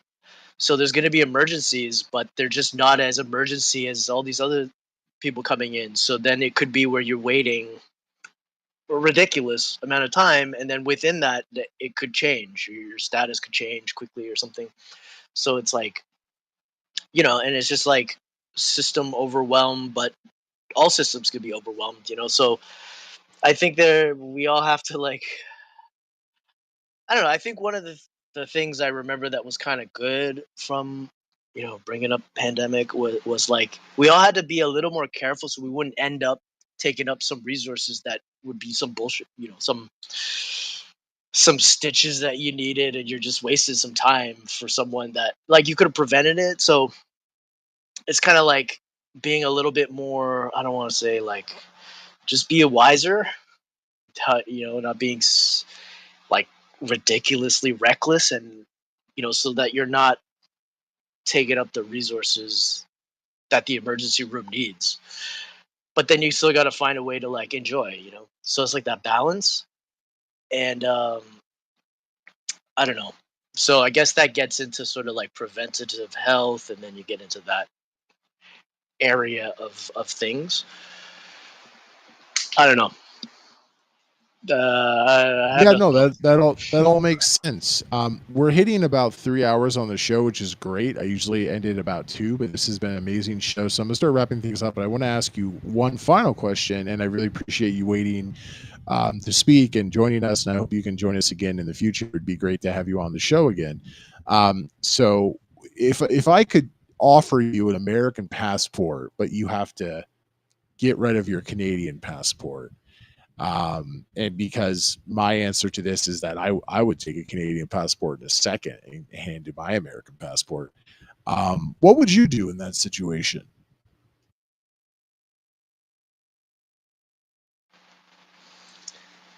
I feel like you're putting me on the spot to, like, say something mean. Like, I don't want to be mean.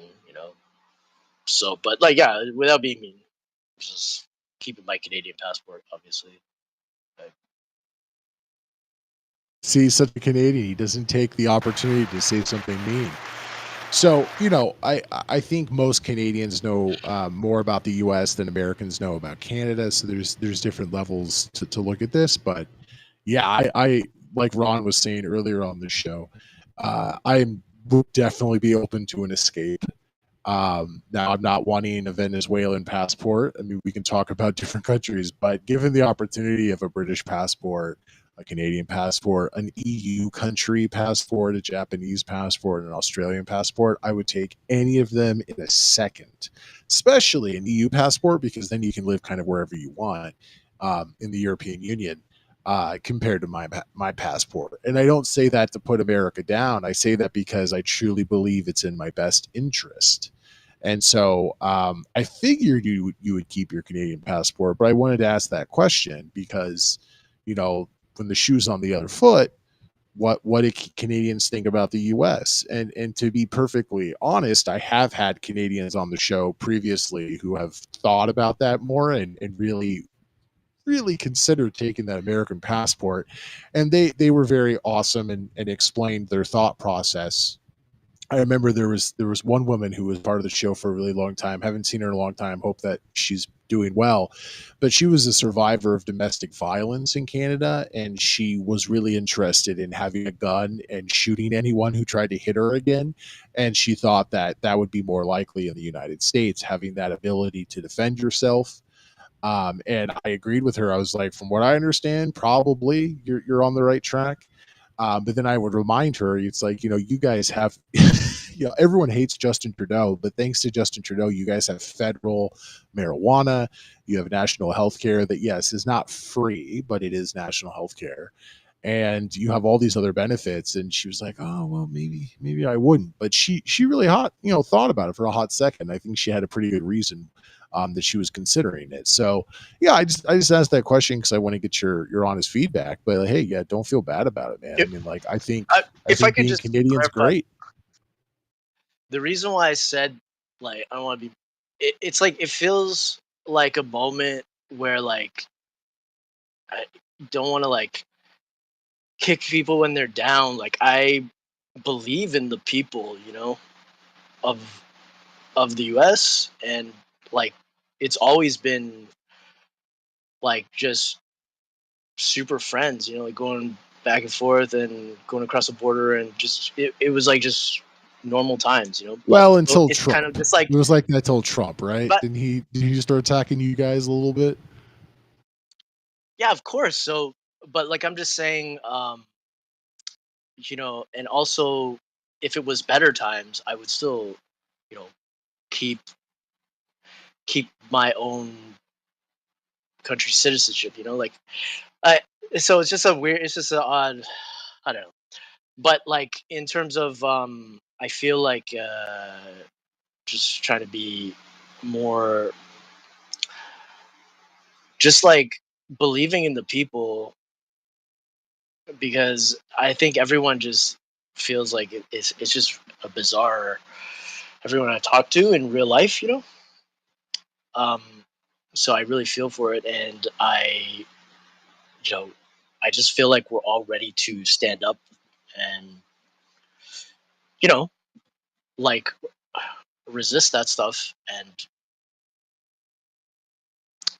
like I want to be ally, a good friend. I don't want to shit on it, shit on the situation. So that's all.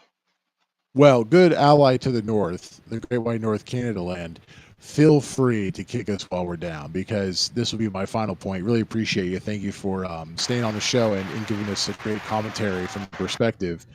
I think the only way that America can really change, aside from what we're already seeing now, so certain states have made progress for decades on marijuana and other things, and even though abortion is no longer federally protected, there are still many states where that access is guaranteed. There are certain things that we're never going to change without pressure from our friends. So it's like an intervention, right? Like people who have an intervention for someone who's an alcoholic, they do it because they want them to get better. So while I appreciate, I believe I completely understand what you were just saying, feel free to kick us while we're down, because the only way we're going to do things with gun violence, what can be done given the limitations we've already discussed that seem pretty reasonable, and what we can do with healthcare, and what we can do with money and politics, and name it, things that are, I believe, are never going to change in my lifetime in the United States, at least specifically real change, substantial change. I don't see us being able to do that on our own. So sometimes you get lucky and you have like a Supreme Court decision that changes it. Sometimes you're not lucky, in my opinion, and you have a Supreme Court decision that takes abortion rights away at a federal level. So the only way I see this ever getting better, and this is like a 1% chance, so maybe it's not even worth doing, is to have people in Canada being like, you guys got to get your shit together. It's embarrassing. People in the UK, people in France, people in Japan, people in Australia, people that we care about, people in Israel. Israel's a huge ally of ours. If they apply this pressure, I think that increases it from a 1 to a higher percentage, and maybe it'll help us get to where I would like to see us to go. Because something that's happened with me during the course of the show, I love doing this. It's not my day job. I do it as a passion project, and I try to make a little bit of money every month on patreon.com/NEWZ debate. Really quickly, I want to shout out all my Patreon supporters. Apostate Nate, who we heard a lot on today's show, Ron, who we heard a lot on today's show, as well as Bjorn, MC Funk, Sneaky Elbow, Shannon. We wish Shannon the best. Haven't heard from her in a while. She had a healthcare scare, so hopefully having her back on the show. She is still kicking. She sent me some messages. Just haven't had her on the show for a while. Lola, Better Vibes has been on the show in the last maybe 3-4 weeks. Hadn't heard from him in a while, so it was great to have him back on the show. But if you don't want to give me money on Patreon, it's totally fine. Just please listen to the show, tell people about the show, join us on future shows. But to get back to my point, and I wrap things up, we're only going to get better if people can help us get there, because I don't really see most of these things that I'm very passionate about changing. And that's something that has changed in my own mind over the course of the 3 to 5 years that I've been doing this live show on different social media, social audio platforms, I should say. I used to think that we could do something about gun violence in the United States, and I used to advocate for that. I don't think that anymore. So I talk about what I would want. I talk about other countries, how they do things, but I don't think we're ever going to get there. I used to think that we could strive for national health care. I don't think that anymore, and I haven't thought that for a while now. I just don't think it's in the cards. Insert this, insert that. So many different things I used to think when I was younger, hey, we can do something about this. I don't think that's possible at all. But if there's any way in my lifetime, because eventually, usually the clock eventually goes left and liberal agenda items, cross this off, we accomplish that, cross that off. Just look at workers' rights in the United States or other things, eventually it'll happen. But in my lifetime, the only thing that I think can help us get these nice goals, these nice things that we can't have, is through people kicking us when we're down. So I appreciate that people don't want to kick us when we're down, but go ahead, aim square for the nuts, kick us while we're, so I guess our legs would have to be open, spread out while we're on the ground. But I hope you get the point that I'm trying to make. Big thanks to everybody. I hope you can join me on future shows. Please follow me on twitter.com/NEWZ debate. Follow me over on Stereo. If you're listening over on Stereo, you can join the Discord server. I post my shows at least a day or two before I do them. Today's was impromptu, and so this one was not posted more than maybe a few hours early that I was going to go live, but usually I post them on Twitter. I post them on Discord. If you prefer video, I don't use webcam, but I do live video streams that you can watch back at your leisure over on Twitch and also on Rumble. Twitch video streams only last like 7 days. That's how Twitch is set up. So you only have 7 days to watch today's episode, but Rumble's up forever. The reason I don't use YouTube is because maybe like a year ago, I can't remember, my YouTube account got deleted.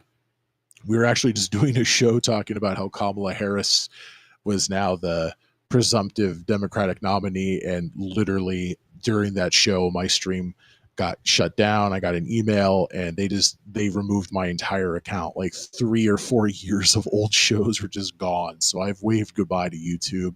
Maybe eventually I'll go back and just try to not get kicked off YouTube again. But yeah, all that's available. All those links, if it's too confusing for you, bit.ly/NEWZ debate. Big thanks to everybody who was part of today's show. I think the discussions we had were very valuable. I don't think we arrived at any specific answers, but it was really fun, enjoyable, and once again, valuable. I truly believe that we were discussing all these different items, and I hope that it meant something special to you, because it does mean something special to me. So big thanks for everybody who was part of today's show, and I hope you can join me again in the future. Until then, have a great weekend. I hope that you can enjoy the weekend, especially in the United States if you're not working, because that's one of the if you have a 9 to 5 or at least a Monday, Friday job, the weekend is the time when you can do whatever the hell you want. Or if your weekend is Tuesday, Wednesday, or something like that, enjoy this or your upcoming weekend.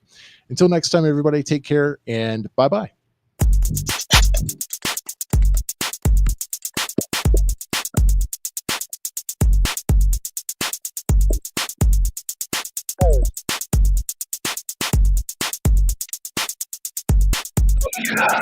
I think the both of them are. There's no verses. Kirk was special, and conservatives are the target.